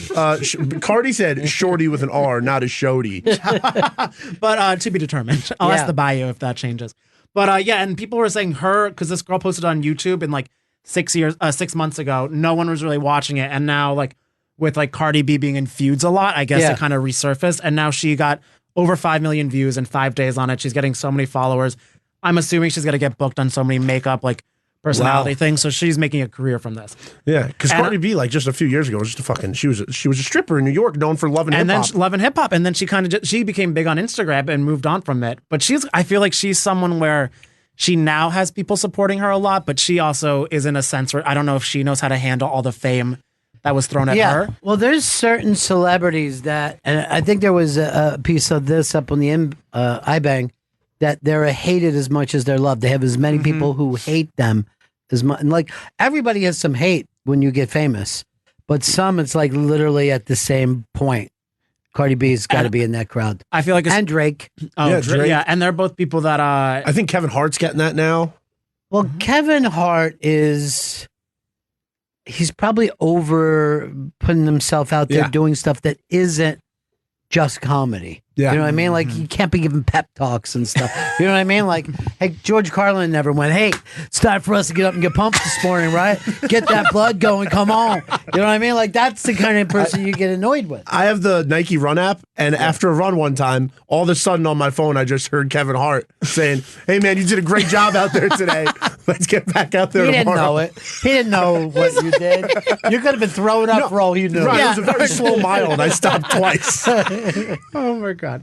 But that's the thing, and it's like I feel like she is someone who gets a lot of hate with her love, especially because of the people she picks fights with. Like she's up against Nicki Minaj for everything, and that's like everybody who loves like female rappers. I feel like Nicki Minaj is kind of like their literal queen. Yeah, and now people are trying to like diverge against with Cardi B, and apparently Cardi wants to drop like a little like old school mixtape diss track to Nicki, but her entire team is like, you're gonna ruffle too many feathers. I think she should. Nicki's got one of the most hardcore fan bases in hip hop. They're called the Barbs. The Barbs. And but they're turning on her. People are starting to hate Nicki Minaj like crazy. This is a time to strike. It is, and especially because she can't really. Yeah, strike. This is war.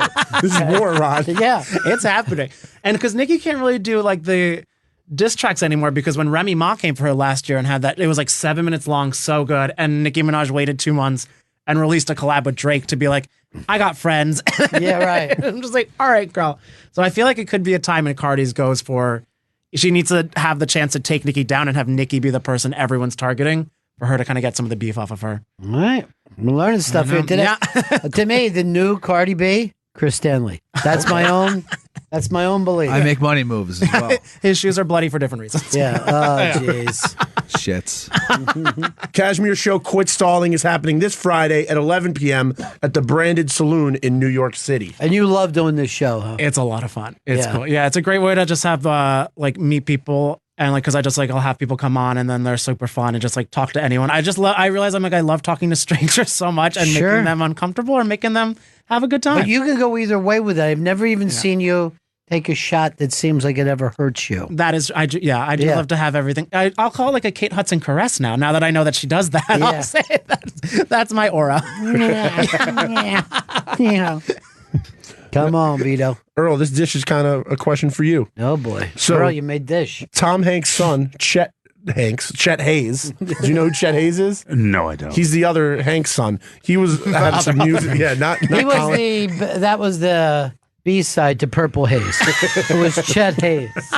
So he on a podcast interview with Van from TMZ, he said he used to use the N-word a lot, and Van asked him why, and he said it was because he was on a lot of drugs. And he wanted to do. Me too. Then he wanted to do a lot of crazy shit to get his name out there, and was just trolling.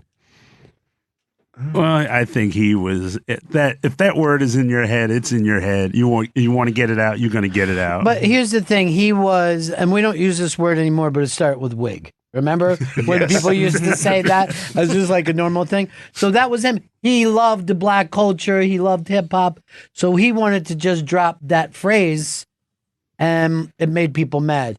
Especially since he grew up very wealthy and unbelievably loved. I've met his mom. She's a really, really sweet, She nice seems like the person. perfect person. Yeah. Oh. So I don't know why he was drawn to that when he had literally, would have to go out of his way to find that world, Yeah, but there's other ways to get drawn into the culture without absorbing all of the crappy parts. Would of you the say culture. he's for the culture?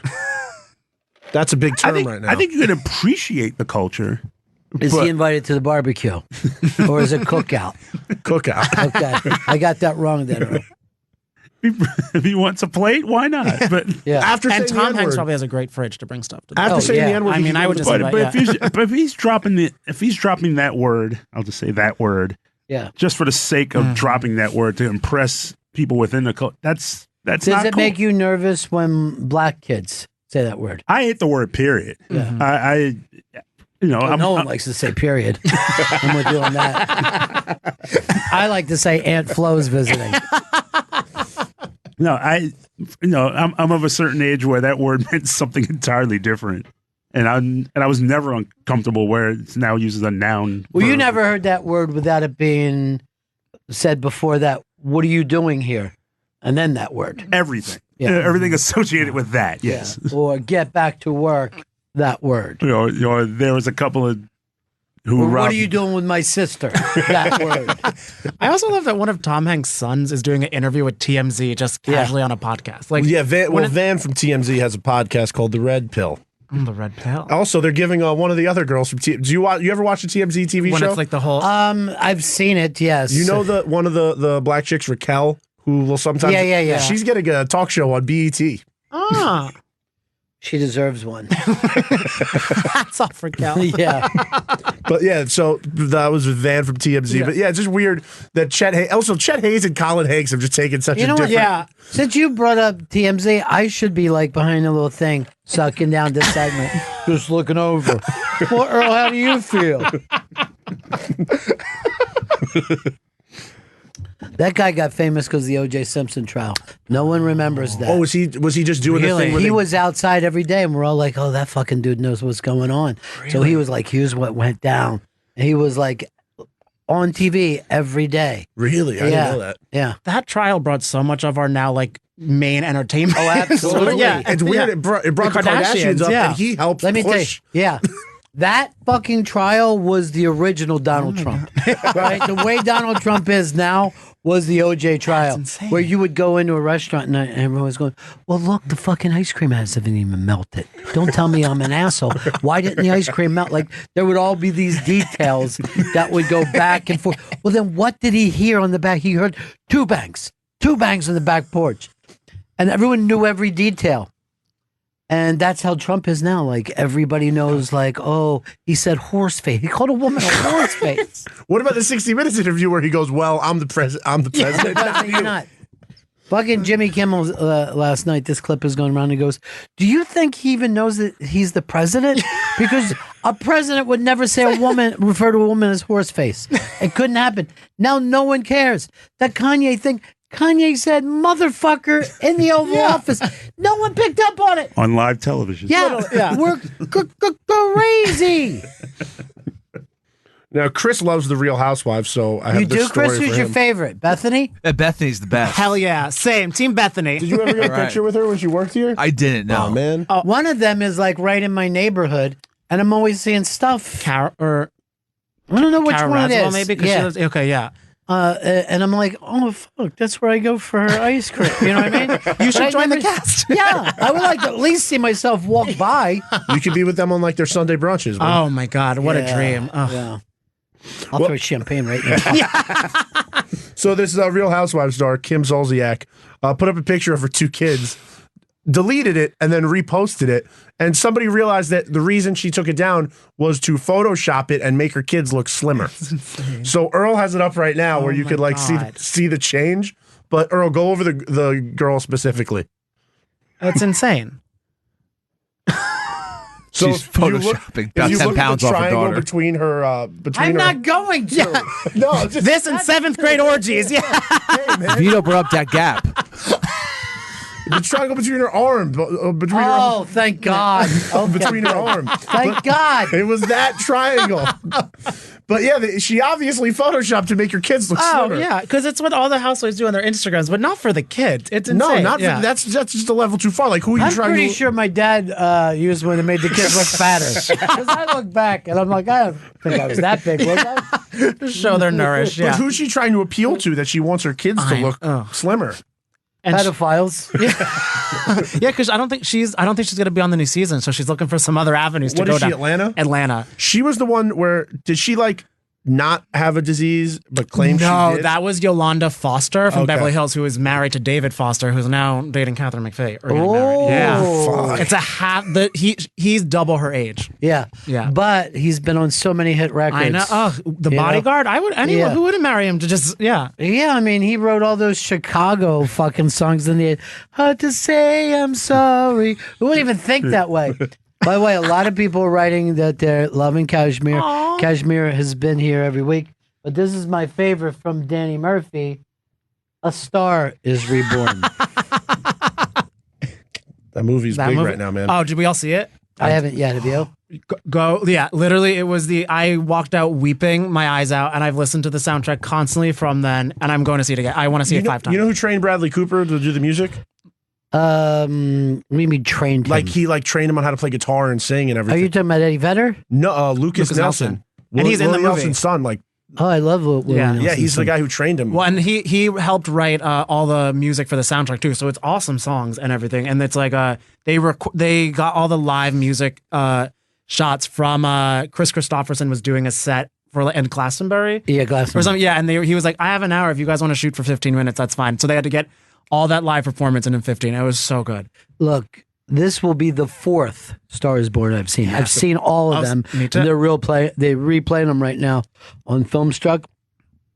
And if you are correct about crying, this will be the 4th Star is Born I've cried at. Oh yeah. I would say I still love, in terms of favorite song, Evergreen is the the most romantic song to come from it. Yes. Because there's not a lot. The last song in this one is very much, no one didn't leave crying. And it was it reminded me a lot of Funny Girl at the end from My Man, which is, Lady Gaga, I feel like she's going to get that Oscar. She's got it, huh? She's got it. She's got that and a $400,000 engagement ring. And what about Dice Clay? How's he in it? He was good. No, he was actually really good. Yeah. He actually said the other day, I'm never going to do any more movies. He says I can't do as good as I did. No, here. he was insane. And that's where I was just like, no, every single character that was even in it for 20 seconds was phenomenal. And Bradley Cooper, his directing of it too, that as a debut is insane. Bradley Cooper, a real surprise, right? When you think that he was the dick on Wedding Crashers. I mean, I fucking hated him so much for a while because I thought he was that guy for like 2 or 3 movies. Exactly. It took me like 3. It took until The Hangover. Right. It took seeing him in like 3 or 4 shitty rom-coms of just like them trying to convince you he wasn't Sack from Wedding Crashers. But every movie you were just like, oh, it's a fucking such a dick. fucking He's asshole, man. And he kind of looks like one, but once you see him in something else, you're like, oh no, he's just like a sweet good If guy. I ever see somebody yelling at their girlfriend in public, I just think about that fucking line at Wedding Crashers where he's like, Claire, get your fucking ass back on that altar. What a fucking thing to say. I was so fucking happy when he got punched. I'm like, thank God. Somebody fucking slugged this guy, huh? Good. So Busy Phillips said in her new book that she almost divorced her husband, not because of a physical affair, but an emotional affair. Yeah, and Michelle Williams is the one that kept them together. Because they were on Dawson's Wait, Creek who was together. having the emotional? Busy was having the emotion. She said that after she had her kid, she felt her husband wasn't supporting her. He was still going to Lakers games and watching football with his boys. And she just felt unsupported. So her and this other dad became very close and started talking on Did the they phone. show the other dad? No. No, but I feel like because the book just came out today, but give it a week, I feel like we'll find is that. that dad. him? Yeah, Mark Silverstein. Look, what's he do for a living? I think he's a director. There's no way he should get Busy Phillips. Look how fucking cute she is. Yeah. And this fucking guy. And he just spent, I think it was like $100,000 on Soul Cycle classes in the past 2 years. And Okay, I'm like, good. it's not, I mean, try and stay in shape for Busy. But yeah, I just feel like they don't click that much at all. And right now she's really having like a rebirth. This because I've loved her for every single. She's great. Cougar Town, Dawson's Creek, everything. She's amazing in. But like this past year, like having Busy as Busy with the talk show, the Instagram stories, and the book and everything. I feel like I feel like she's ready for so much more. I mean, she was just on Vice Principals, just in a small role. It was just she fucking killed it every time she was on. I would love to see this other dude that was fucking paying. It's not out yet. Yeah. And if he's like a Hollywood, like an LA dad, I'm like, and that'd be awesome too if he was like in the industry a little bit at all. Yeah. But Michelle Williams, I guess she gives some good advice too. She told her like stick with Mark. But here's the thing: that emotional. Oh, what are you supposed to do? Close your whole fucking life off because you got married? Because she said she just felt guilty because she was spending like all of her time with this guy. And but this guy is he's having emotional affairs with his buddies. Yeah, because that's what I'm like. Busy's getting support from a guy who's also a parent. They're probably giving advice about schools and teachers. And does it change it though? Because she said she did have a crush on him and might have even loved him. So does that change it if she's actually has She's like, I did sleep with Yeah. I mean, I think as long as they were only masturbating on the phone, I think it's fine. Earl, where are you on this? Because a lot of guys want to fucking kill that thing in their chick. You know what I mean? Yeah, this seems insecure. Yeah, so you'd be okay, like, if your chick, the guy was saying to her, like, I love when you wear that the way your nipples pop. That's emotional. Yeah. He's telling her that she's beautiful all He's the having an time. emotional reaction to Yes, the nipple. I mean, right. let Busy get busy. Yeah. And I mean, I feel like she, and I feel like it might also be different as like a parent too, because she probably needs someone to have like constant checking, because it was like months after that she gave birth to her first kid too, so she was really stressed. And if her husband is not there and this father is there, she needs a parent. Yeah. And what's the worst that could happen? They fuck around a little bit. You know, are we adults or not, Earl? It's Hollywood. Chris, you're a Costa Rican girl. Yes. Suppose she met a guy who speaks Spanish. Oh, shit. Right? And not they're good. on the phone all night long. Yeah. I wouldn't like that. No. See, that's the problem. That's where you crush that thing. Why don't you want that fire to burn? Because I don't want her talking in Spanish, me not knowing the hell they're talking about. Oh my God, you sound like fucking Marlon Brando right now. Quit it with that Spanish talk. See, that's what I'm talking about, Vito. Do you want to be that guy? No, I don't want to be that guy. Or want you like, go out with Carl. You two know how to have fun. No, like, hey, have fun, just talk on the phone, go get lunch together. Because if you try and shut it down, it's like with any single thing in life. If you make someone not want something, they're gonna want it more. Dude, how many times have we learned that with the girls in our family when we were younger, and they're like, I don't want you to say that guy anymore, man. He's a real dick. They're gonna fucking sneak around. That's why my kids, when they started dating, I was just like, whatever they do, I'm not going to let on to them what I think. Because then it's because they'll come to the conclusion that you have. Hopefully, hopefully, but they definitely will. Yeah. If you're like, I don't want you to see Michael anymore, Michael's going to get fucking rode. Yeah. Michael gets me. Yeah, not like you, dick. Shut the fuck up! You embarrass me in front of my friends. Cashmere Show Quit Stalling is happening this Friday at 11 p.m. at the Branded Saloon in New York City. And this week's Dish segment is presented by Dish. Get extra action with NFL Red Zone from NFL Network on Dish at no extra charge. Dish tuned into you. To learn more, call 1-844-CALL-DISH or go to dish.com. Now, this story I thought, Cashmere, you'd like a lot because I feel like you'd like the hot mess Tara Reid. Oh my God, an icon for everything. Yeah. Paradise was my favorite show growing up. The first Tara Reid breakdown moment was that there was the Paris Hilton moment, right? Where she walked. I don't know if you've seen this.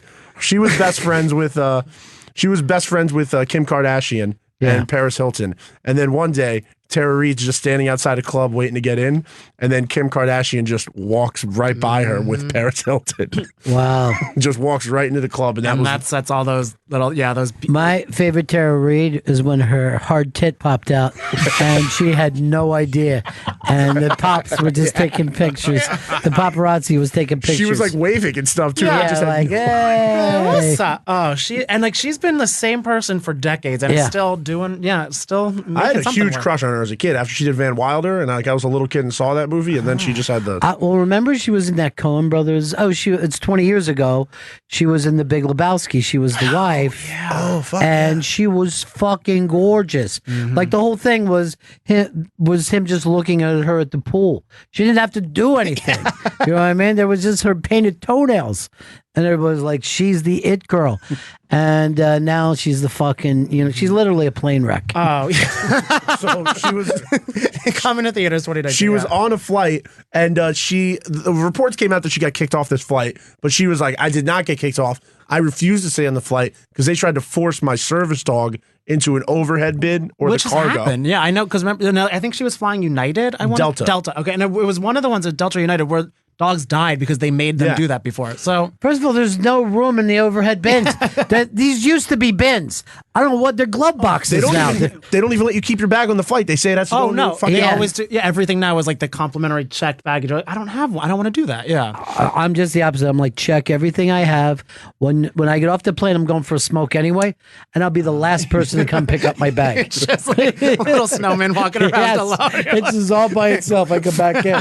Oh, that's a nice smoke. Is that bag still here? They're like, no, we put it in the back, but you can go get it. So this video came out of her on the flight, and it looks like she definitely did get kicked out. Yeah. Because you see the flight attendant go up to her, and she doesn't have a choice. It's just to get off the flight. But what was she doing? What did they say she was doing? She was claiming that it was her choice to get off, and the airline said, no, we kicked her off the because flight. she wasn't happy with her seat because it wasn't like, and I mean, I get that. She Sometimes, said she was stuffed into, she didn't want a window seat, or she did want a window. I think she wanted the window. She wanted the window, wasn't given one, and complained about it. Here's the thing. You got to treat every plane flight now like it was a bank robbery. Like you do what your captors tell you to do, and no one gets shot. Because the second that you bring anything up, you're the crazy person on the flight. And I've been next to people when they're going, I don't want to, and I just see everyone else just looking at them like they're a terrible person. No, that happened on a flight. Someone saw like an electric wheelchair battery get loaded in, and this woman who didn't really speak English thought it was a bomb. Called the police. We were docked for like 2.5 hours, and everything had to be like taken on, and everyone's just looking at you like, we would have risked. Come on, girl, like just shut up. Yeah. Here's the thing. Everyone always says that they're afraid of flying. I'm afraid of being stuck on that fucking tarmac. That's what I hate. I have it in my mind. This is a 2.5 hour flight. Not sit for 2 hours, fly, and then even worse, stuck again when you land. Yeah, it makes you go, you're just, something flips that I'm like, I'm claustrophobic, everything's shrinking, I'm sweating, I'm mad, I can't control it, I can't, and you just want to be like, get me water, and they're like, we don't have water. I'm like, I need some, now I'm a prisoner. Get out of my way, let me open this and dive. Yeah. I was stuck on the tarmac for an hour and a half on the flight to Montreal, and then at one point they go, so there's 21 flights in front of us, so we might be here for a while. And I thought I was just fucked. And then he goes, all right, never mind. We just got the go-ahead, so we're going to take it before they change their mind, which also isn't something you want to hear. Like you're pulling in front of us. Planes, you're pulling out in front of dude, be careful. I need poutine. That same thing, my flight was stuck in Boston, right? So those people were on the ground for 8.5 hours. They had nothing to eat, nothing. So they got off, and most of the people on my flight had jumped on other flights. So they said it's an hour, so I'm away. And it was fucking 8 hours. But I was in the VIP for all that, so I felt better about myself. But when I got on that plane, it fucking stunk like fucking sweat. And the fucking seats, I felt like I was sitting in their filth. You all right, Earl? And I saw something, and I started pushing my seat, and piss came out. I was sitting in there piss and spit. Oh, the spit, Earl. Yeah. Oh, spit all over the place. And something, it must have been a wet fart or something, because it was a very brown juice. He can't handle it. Oh. So my He's like losing his. Yeah, I know. Oh, wow. My last dish story is one that Kashmir actually messaged me and really wanted to talk about. Okay, good. It's Hillary Duff is claiming that there's a salad, this magical salad that will force women into labor. What? It's called The Salad. It's $11.99. $8.99 if you want a half. So I guess if you just like need a little extra time. And I looked at the ingredients. It's truly just a salad. It looks like a house, like the house salad you get. It's like romaine, walnuts, no cheese, just onions and a balsamic vinaigrette. Yeah, and the restaurant says that it has these special herbs that are known to give women contractions, and the waiters say the kitchen staff doesn't even tell them what's in the herbs. So it's definitely drugs. I'm going to send this to my chick right now Oh my because she's a doula. And we're always looking to kick things in. Just that's why I'm like, I guess Sweetgreen. I mean, something they can release something to have that come over on New York. But yeah, this place for like the past 12 years have been saying that this is the cure-all salad. Their entire Instagram are just full of pregnant women eating the salad. This is but hilarious. no pictures of them eating, like going into labor anytime after that. Yeah, right. And no one. Did I tell you how long Gail was in labor? No. 40 hours. How? She would not. She 40 wanted to do it hours? natural. Yeah. Oh, natural to. Oh Yeah. God, that is. But guess what she said? She put this out. She said today, last year's birthday wish came true, and then she had a picture of the baby. That's sweet. That's beautiful. That's oh my God, and the baby is the cutest baby. Yes, It's just so cute. adorable. Earl would put a spinning thing on her head in front of her. Oh, She was like Earl loves babies. You wouldn't think that. Oh wow. Everybody on the show loves babies except for Chris Stanley. I don't like babies. I don't like children, really. I'll be honest. What are you, the bad guy in the movie? Talking like that? Who are you, fucking Lee Marvin? Who says shit like that? I don't like babies. I don't like children. I don't like grandmothers. Grandparents are fine. No, you have grandparents? Oh, no. In theory. Only met 2 grandmothers. Cashmere Show Quit Stalling is happening this Friday at 11 p.m. at the Branded Saloon in New York City. I will come to this one night, I promise you, my friend. And we got to get you back here love soon. to. Are your afternoons free or this? Yeah, afternoons are good. Yeah. All right, well, let's do this Oh, again yeah, soon this is awesome. for this, I mean, I'll just say it. Vita was close to getting fired with this bit. It went so bad, and this week was fantastic. Oh my God, no, you guys are the best. Well, we're going to do it again soon. We don't even have to make a big thing because about I listen too. I have serious. I listen to you guys. Yeah. Oh, too busy for That's that. a Lady Gaga song. All right. That's it. We'll see you again, buddy. He's the best. Cashmere. And one more time for his gig. His show Quit Stalling is happening this Friday at 11 p.m. Go to the Branded Saloon. It's in New York City. Right back, Bennington. Welcome back to Bennington. Chris DiStefano's in studio. Chris' podcast, History Hyenas, is available now on Riotcast and iTunes, and the Bay Ridge Boys web series is available now on YouTube. That's my all-time favorite TV show. Is the last one, was that the one where you both got fucking fingers up your ass? Yep, with Vic DiBitetto. It's so goddamn funny, dude.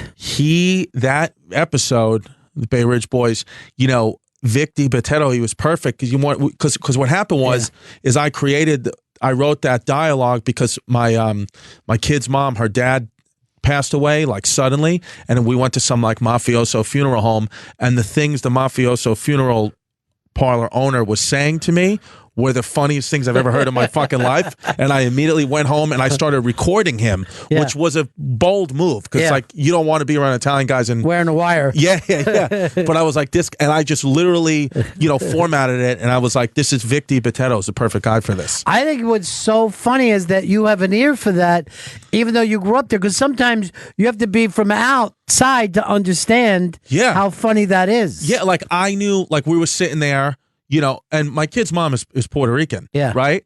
And her dad passed away suddenly, and we were negotiating in the funeral room or whatever, and this guy's Italian guy, he's listening, he's nice, and she says at some point, she says, my dad actually was a Trump supporter, and he goes, oh really? Puerto Rican guy, Trump supporter? You don't see that a lot. He goes, let me tell you something, lady. He called her lady. I was like, she's, you know her name's. He was like, let me tell you something, lady. He said, our gift to you, we're going to put a Make America Great Again hat and pin in the coffin. He'll be buried with that. And she was like, that's not necessary. And he was like, we're going to do it. And then he starts going on. He goes, you voted for Trump? And I said, I'm a comedian. I don't really talk about my politics. He goes, you one of these guys who cut your dick off and voted for Hillary? And I was like, cut my dick off, voted for Hillary? What? Then he says to me, he goes, we had a couple, we had a family in here last night. They lost a loved one, rest in peace. He said, but he said, I told them, thank you. He said, I told them, you tell me one thing Donald Trump hasn't done good for this country. Just one thing. He said, not the bullshit you hear on CNN. He goes, one thing Trump hasn't done good for this country, I will give you the funeral for free. He goes, guess what? They paid full price. I was like, holy shit. I was immediately like, I got to write this down. I got to write this down. This fucking guy's unbelievable. It was fucking such a great episode. And I'm like, I've been a fucking fan since Jump. And I'm like, how could this keep getting better? But why isn't a network on this? Should I be managing? Should I be out pitching this? Well, we're two straight alpha male white guys. So that's You really are. And look, people can say all they want. That's not what it is. Right now with television, that is what it is. Yeah. So, and that's okay because we're on the internet. All my friends, to be honest with you, all my comedian peers who are doing great selling out clubs, it's all off the internet now. I mean, you got guys who have had 4 seasons of a show on a major network, ABC, NBC, CBS, they don't sell out. But then you have Andrew Schultz, who's got his videos going viral on YouTube, his stand-up. Every network turned their back on Andrew, and he just put his own special out on YouTube, and it's garnished over 40 million views. He sells out wall-to-wall wherever he goes. So that's just what it is now. It's like, let me think about this. Would it be a better idea, instead of wondering about fucking more or less chump change, just to put that thing out there for free? Because I have a friend, fucking white guy, has been around forever. I'm going to tell you off the air who he is because I don't want to embarrass him by saying that his fucking special hasn't sold. Yeah. It's Joe killer. Matarese, yeah. And fucking he sent it to me. Yeah. It fucking killed. I go, oh, well, this is it. This is your breakthrough. This is over a year. He hasn't sold it. So, they were talking about doing the thing that Louis used to do, sell it for a couple bucks. I go, I don't think that even works. People expect free now. Free, be free. Andrew put it out for free, and now you sample your product now, and now people come and pay to see him in the comedy club. Yeah, look, I just feel like even if you do get your special out, like I got a special coming out on Comedy Central in January, and I'm very proud of it and proud of the work. But most of the money that I hope is spent in advertising from them, and certainly the money that I'll spend on myself and invest in my business will be promoting it on the internet. Right. Nobody cares about a TV commercial anymore. Right. It's like, what are you doing on the internet? And that's anybody who I've seen be successful as of late, unless they were older and grandfathered in, it's all the internet. So that's why we put it on YouTube, and we're going to try to keep it growing there. It's fucking so funny. I made all these guys watch it first because I'm like, just watch it. And they're like, and Chris is from Queens, so he's anything with Brooklyn is always, and then the other thing, Chris, you were fucking bothering him. You were in Earl's ear today. Yeah, that was a problem. I wasn't bothering him. I was fucking making sure he was doing his job right. Really? Yeah, that's what I was doing. Speaking of doing your job right, how come Vinay was asking Ronnie B to do 10 minutes at the Thanksgiving special? That is true. Fuck Vinay? I did not do that. Wait. Scumbag. Call Vinay over for a second. Vinay. What a sexy little name. Yeah, Vinay. yeah. He's a young comic. He's Aziz. Oh, there he is. Vinay, you asked me not to say anything to him. I didn't. You should have Earl's put Earl a to it. snake. Yeah, he is. Earl's a goddamn snake. Wow, he Black sounds snake. like Aziz. Holy Yeah, shit. isn't that nuts? That voice No. was crazy. Yeah, do it again. Randy. No. Isn't that nuts? That is so I had nuts. to say, because I don't want to appear racist, the first guy, hey, you sound like Aziz, but I didn't want to say you also look exactly like him. Well, it's just the truth. I mean, we got to stop tiptoeing around everything and Not stop me. saying I'm what the standing truth in the is. middle of the pack. All right, I'm just like, yeah. Like when people go, what do you think about, I go, tell me what you think first. Good call. Give me a fucking chance to agree with you. Good call. Yeah. I respect that. Yeah. Yeah. Because I know that I've seen so many people being taken down. Oh, yeah. Well, I think the key is if you're somebody who you did something wrong, then by all means apologize. But you can't you let this gaslighting, left bullshit, hashtag whatever, make you Right. apologize for something you didn't do.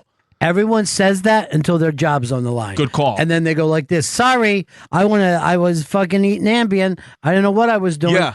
Everybody, the number of times that I was with Anthony said, I will never apologize. And I go, well, then you're going to get fucking fired, dude. Yeah. You're going to end up in a fucking garage just fucking holding up a selfie stick. All right, my next guest coming in here today. Yeah. You're going to wind up, having to work with Luis Gomez. When's his? Yeah, nobody wants that. Nobody wants. If they said, "Would you want to work with Luis Gomez or fight him in the octagon?" Just fight him.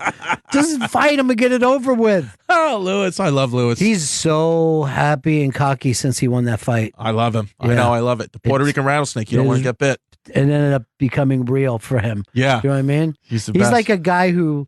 Like he wrapped a towel around his neck and was running around the fucking neighborhood.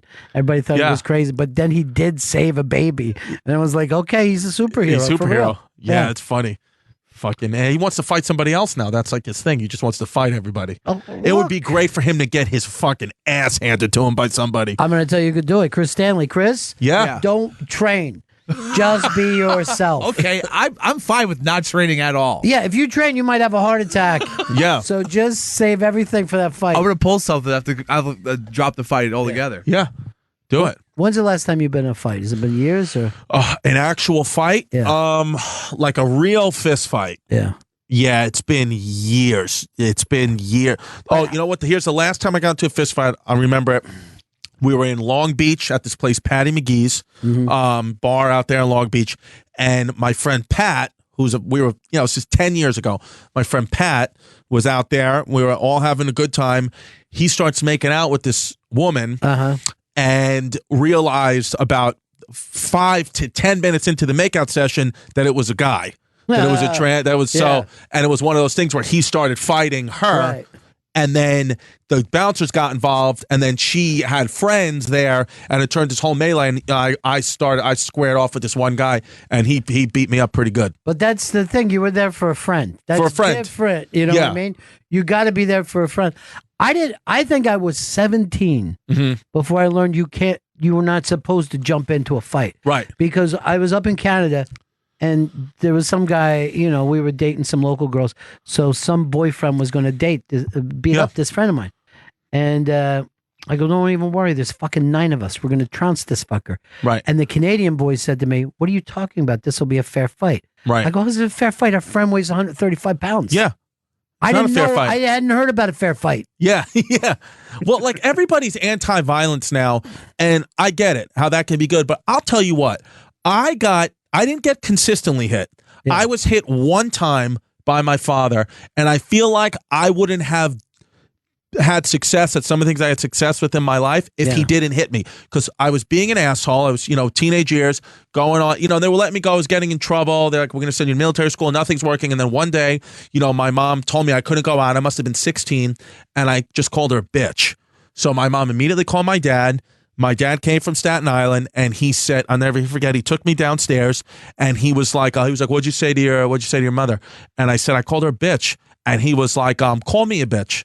I remember he said that. He was like, just call me a bitch because you're a grown man and use grown man words. I'm a grown man. He said, so I just want you to call me a bitch.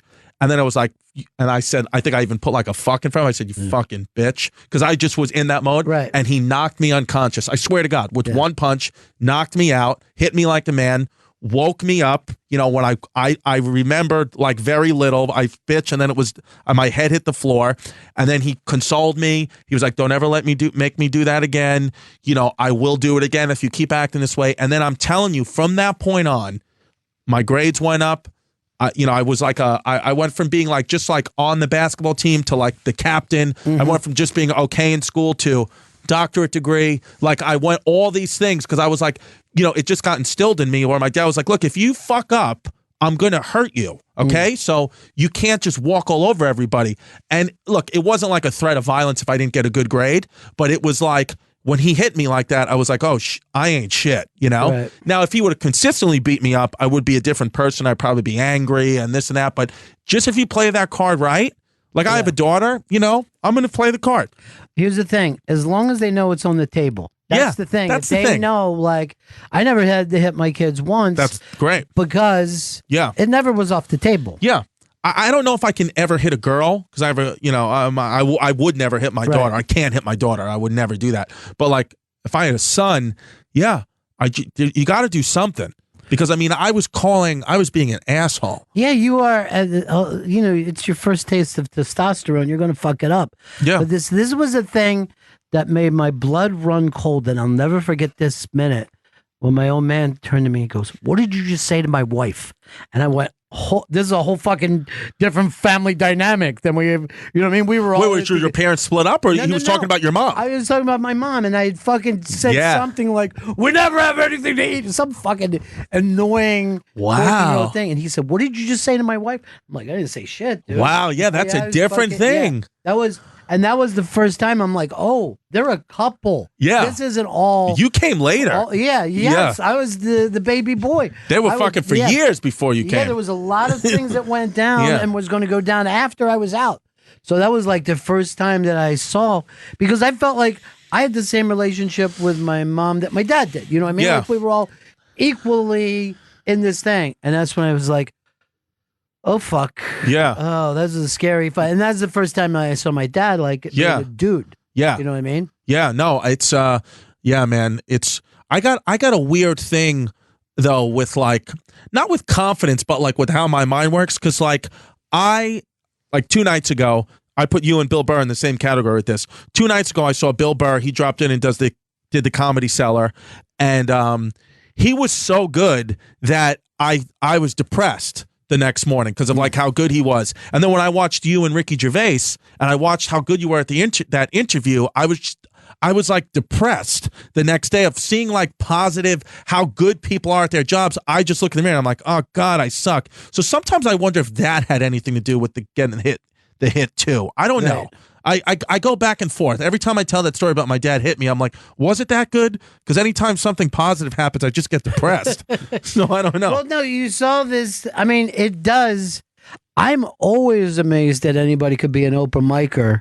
You know what I mean? At all. Because you're years away from being as good as even the worst headliner that you see. Yeah. You know what I mean? You're years away from that.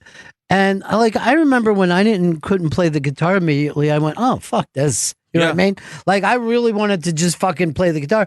And when I found out it had work, I'm like, never am I going to. Yeah. Yeah. Well, I think with this career, with comedy and all of entertainment, it's like, if you think about how hard it is and the probability that you're not going to make it as far as you want, you'll just quit. So it's like, I just try to every day just be like, all right, I did all right today. But sometimes when I see people that are so good at it, like you and Burr, I was just like, fuck, I'm never going to be that good. Why am I doing this? I should go back to physical therapy.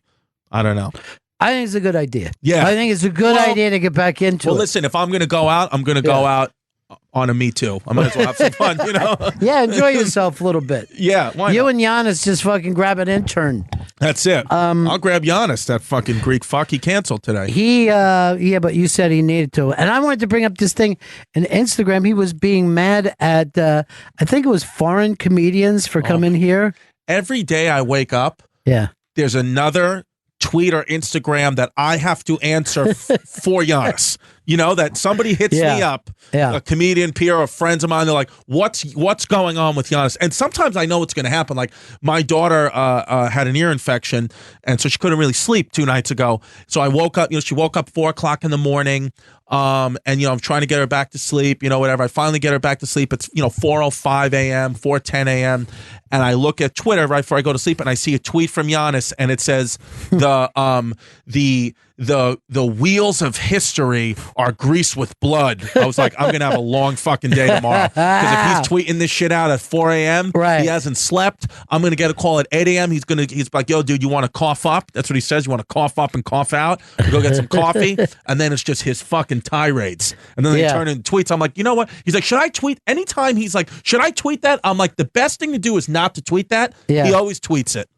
I was like reading this. I was crap. By the way, he's funny. Always right, too, by the way. But I was like, oh, is he talking about Gad? And then I'm like, no, I think this is Trevor Noah. That's Trevor Noah. He is definitely Trevor Noah. He gets furious with Trevor Noah. Yeah. Yeah, but not that he disrespect. I mean, I think, he thinks it's comedy's fine, but I think he has that feeling, Jon Stewart could talk about America, but you can't. Right.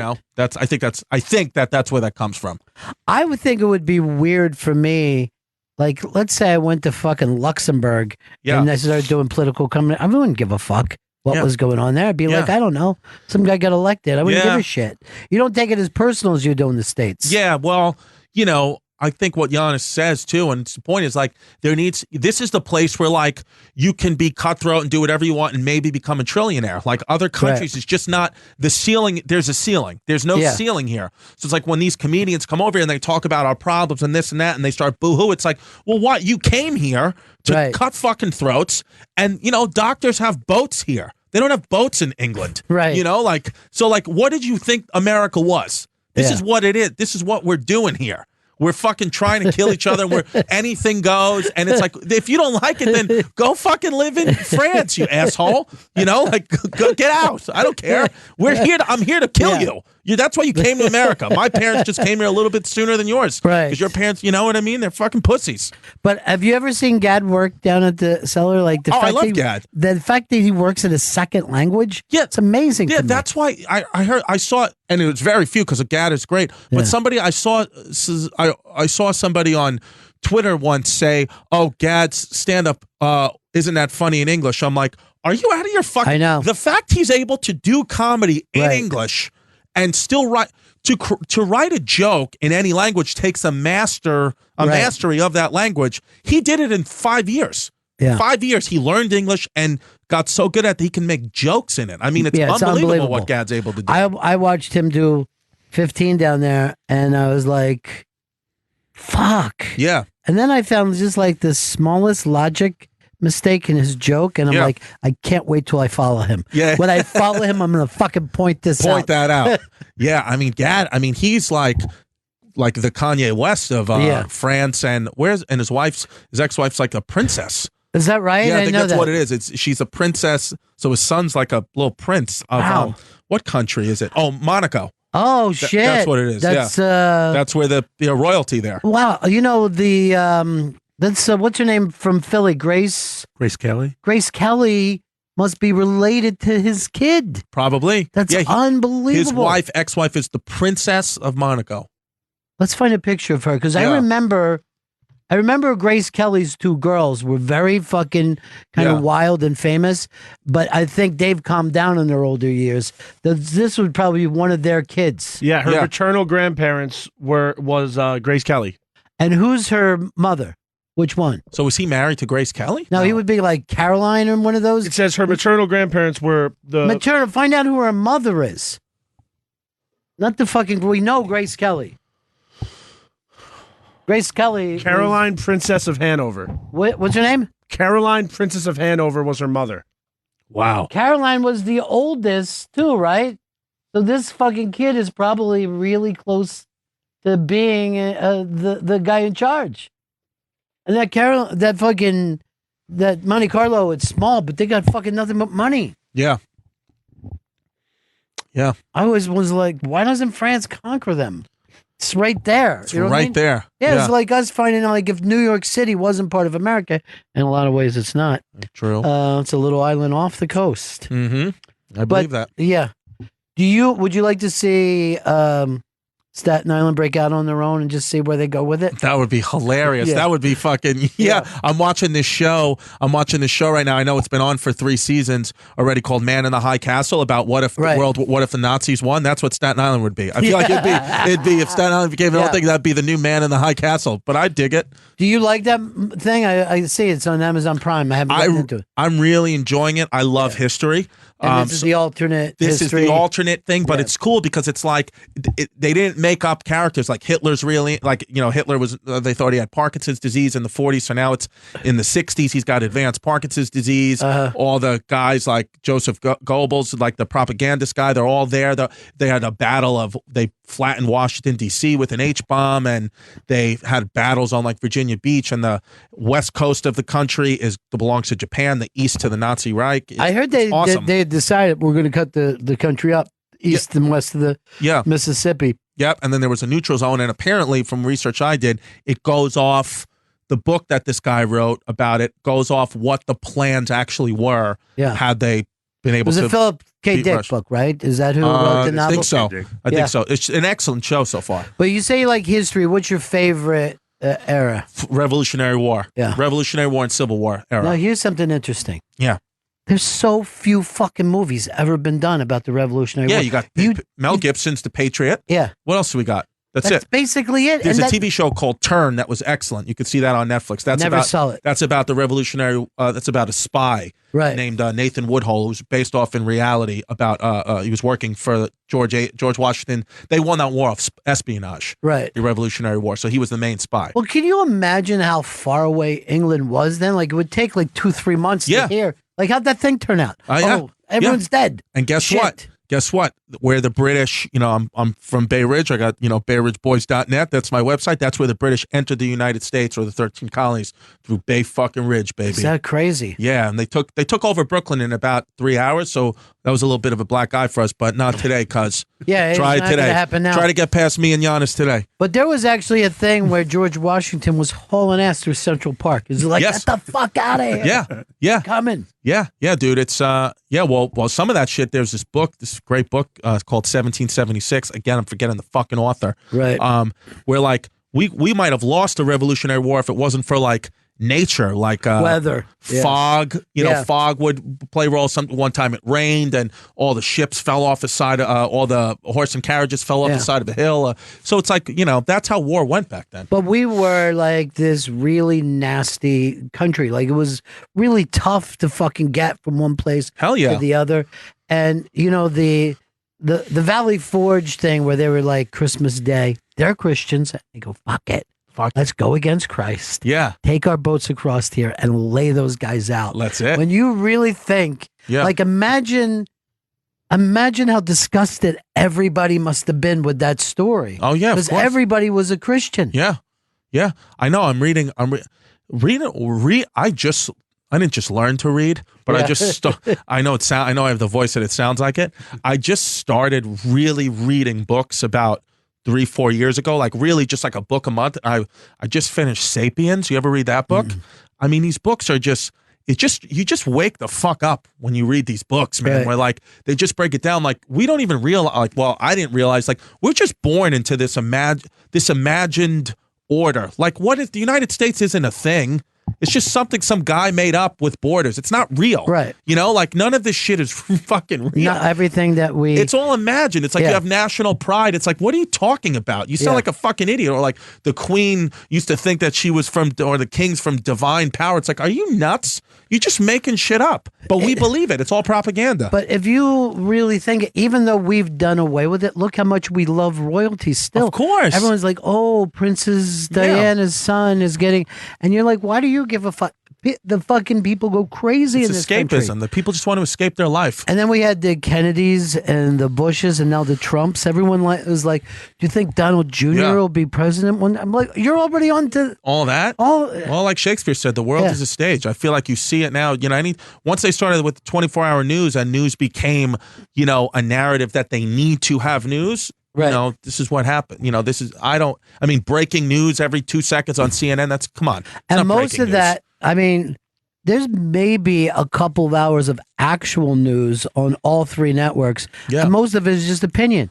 That's it. And, why not me and Chris just on there like, hey, here's what I think. Yeah. You know what I mean? We should do a thing, fucking Bay Ridge Boys and Ron Bennington give you the real news. Fucking love it. Yeah, where we fucking tell you actually what's going on. Yeah. Yeah. The real story. Yeah, would last, what do you think it would last, 2-3 days? That's plenty for us. We're not real workaholics anyway. Yeah, it's true. By the way, Giannis does that fucking thing about why your grandparents could get to sleep at night. Oh, yeah, because they were busy building the Brooklyn Bridge. It's the funniest fucking joke. And the second I heard it, I was so mad because I'm like, that should be out of my personality. Yeah, you know what I mean? yeah. That's the kind of shit that I bitch about. It's But true. it's so like it is true. My grandparents drug themselves home. Yeah. I laid down.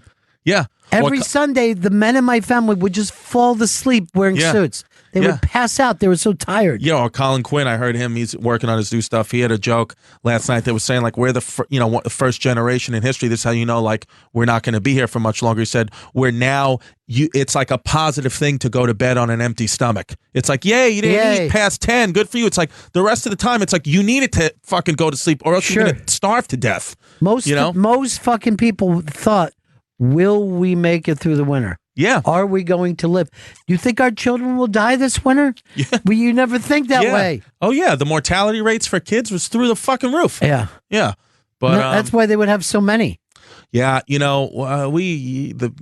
and I, we sit and we walk up and down Shore Road by the water, looking at the beautiful Staten Island, and we ponder we're just two ginzos that we just ponder, this shit, and we both feel like everybody's just bored now. America's gotten so good, right? And people have everything they want like that, and you're just bored. So now it's just, what's the thing? Oh, I'm outraged. Why? And it's interesting. It's like most of the people who are the most outraged and who are trying to tell everybody what to do are the most privileged. They have the most. They have the most things. They have everything they want. But most people, like working class people, whatever race you are, whatever, if you're a guy or a girl, you're not most likely not complaining, or you're not complaining as loud as these people who really are just they're just bored. So they're like, oh. Well, we do. I mean, they always tell you that money can't make you happy and all that shit. That's a lie. Here's where it fucking kicks in, though. Yeah. Like, what else?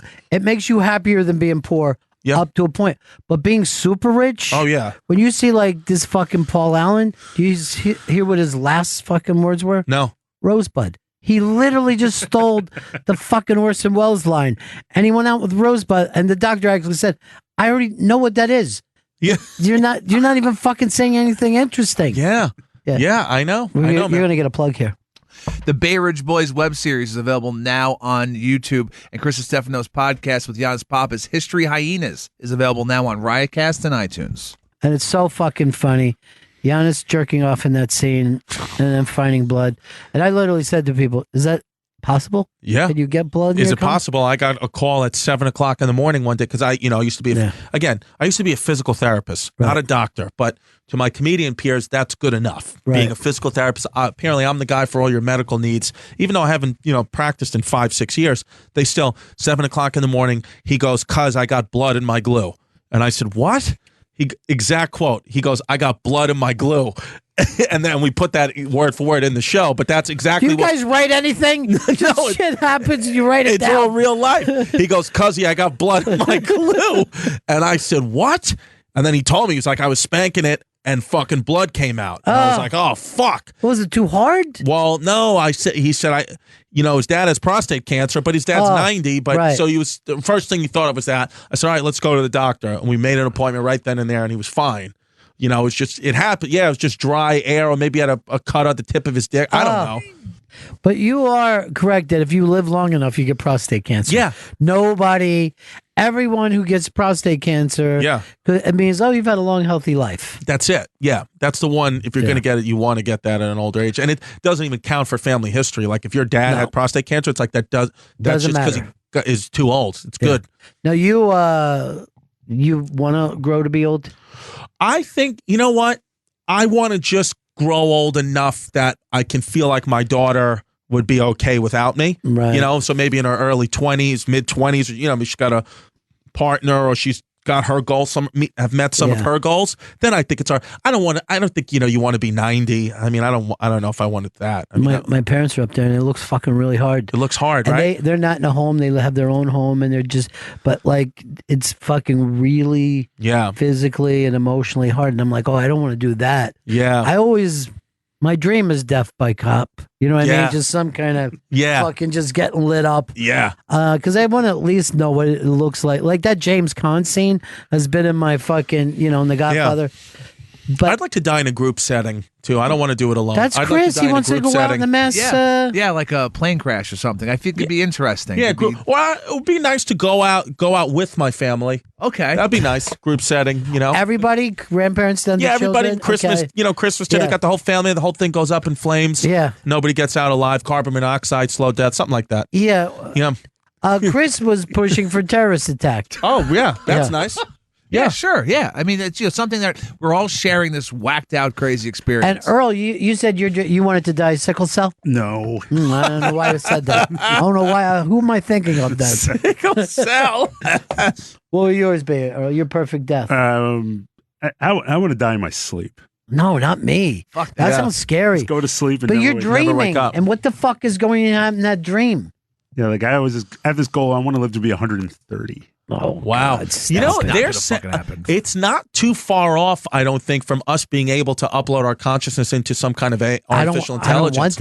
I don't want that. But I'm saying I wouldn't want it either. But I think we may be living amongst people who can live forever. Oh, yeah, You yeah. know, But they're not going to be themselves. they won't. But their consciousness will be here. They'll put them in one of those fucking dogs that they make up at the fucking, what is it, Boston Robotics or whatever? Oh, my That God. shitty place is. Boston Dynamics, yeah. Fucking hate them. It's terrifying. God, if you follow Elon Musk on Twitter, it's fucking terrifying, the shit that he says is going to happen. He says they're Cyberdyne. He flat out said, you're looking at fucking Cyberdyne Industries right now. Yeah. And Or that other little nanotechnology. that other little guy that just died, the fucking guy that is speaking space. Hawking. He goes, I Yeah. guarantee you there's no God. That was his last fucking phrase. Yeah. I guarantee you. There's no God. Yeah. Yeah. Well, that was his book, right? He's got a Right. book out now called Yeah. No God or some shit like that. Yeah. I mean, Elon Musk, Stephen Hawking, Neil deGrasse Tyson, the Japanese professor from I'm forgetting his name. They all agree. They all have different opinions on different things, but they all agree that the most likely scenario for us is we were created by some advanced race simulation, computer simulation. They all four of them agree on that. Now, the thing is, which is nuts. None of that. I mean, the computer's only fucking, 50, 60 years old. So before that, no one thought it. You know, right. They used to say, oh, this thing is a novel. And then they go, oh, your life is a movie or your life is a TV series. Now it's your life is a computer or a simulate. It's just because that's the only thing you have to compare it to. But that's true. But maybe it's just getting closer because in the last, I want to say, since the computer, 50, 60 years, like for example, if you were like fucking Julius Caesar, right? And you like conquered whatever, the Roman Empire, and then you came back 1,000 years later, you could still conquer the Roman Empire the same way Julius Caesar conquered it. No, we didn't advance that much as a species. But in the last 50 years, now you're talking about we're different people. We're a different species now. That's why adulthood is so fucking hard, because for generations you were like, I'm going to teach you how to do something you'll be able to live the rest of your life on. You know what I mean? I'm going to teach you how to. And now by the time you look at your kids and they're 8, 9 years old, you're like, I don't know what you're talking about. Yeah, I with this have no thing. idea. When people are going, oh, your kids should stay off the computer. How do you know? Maybe that's the smartest thing they could be doing. Well, how do you learn? I was thinking about this, my daughter's 3 in school now. Like, how is anybody going to learn? Like, you can just Google anything. Right. So how do kids learn in school? It's like, you could say, don't Google it. You won't learn it that way. But it's like, I'm just going to Google the answers. Why would you, all that time we thought intellect was memory. Whoever can remember certain things was smart. Right. But now you're an idiot if you're going to use that space instead of Googling. Yeah, why would I have to do the math? I'll just tell Google to do the fucking math. Right. Or the calculator. It's I don't know, man. I feel like I don't know. I mean, kids are growing up now in this violent, weird world. I got, a kid the other day, he was 8 years old. I must have been 8. He was walking with his mom, and his mom was just like, stop giving me a hard time, whatever. Just the mom yelling. He go and then she said something, and then he goes, yeah, well, how about I kill myself in public? And I was like, what the fuck? Yeah. Who would say that as a child? I don't even think I knew about. I didn't know that. My fucking Cub Scout fucking mother, what is that, 9, I guess. You're a Cub Scout. She had burned herself up, and I didn't understand that it could even happen. And my cousin's like, you know how she died? She poured gas on her head and lit herself on fire. I go, what? How could that? Well, wouldn't she like a burn? witch? Yeah.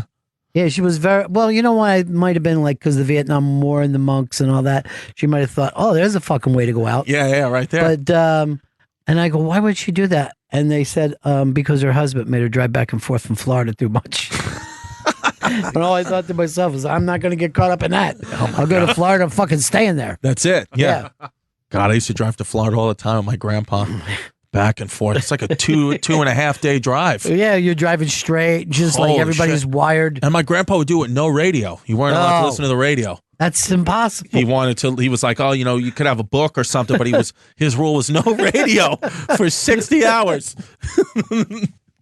Yeah, and I was What part of Florida? I don't know. I don't remember. It must have been close to Orlando because we would go to Disney and stuff. But I was a kid, so I don't remember the That's town. funny how like a kid doesn't even know where they are. Yeah, I have no idea. I just had no idea how to do anything or get out of any situation. Yeah. All right, Chris, we got to end this show. But big plugs, because is he the best or what? He is the best. Chris Stefano. The Bay Ridge Boys web series is available now on YouTube. And Chris Stefano and Jan Pappas' podcast, History Hyenas, that's available now on Riotcast and iTunes. And I want to plug Ricky Gervais and Friends, A Work in Progress. Me, Norton, and Ricky Gervais, November 8th at the K Playhouse, Hunter College, SiriusXM.com/Ricky Gervais. You can win tickets, airfare, hotels, 2 tickets to the show, but you got to do that before October 31st. Chris, thank you so much. Thanks my for having friend. me, man. So fucking funny. I'm coming to that thing with you, Gervais and Norton. Yeah, are you going to be coming. there? Yeah, well, I'm just going to come sitting there. All right. Come in the back. Hopefully you'll be depressed. Oh, yeah, I'm going to come on everybody. All right, that's it. See you guys tomorrow. Peace.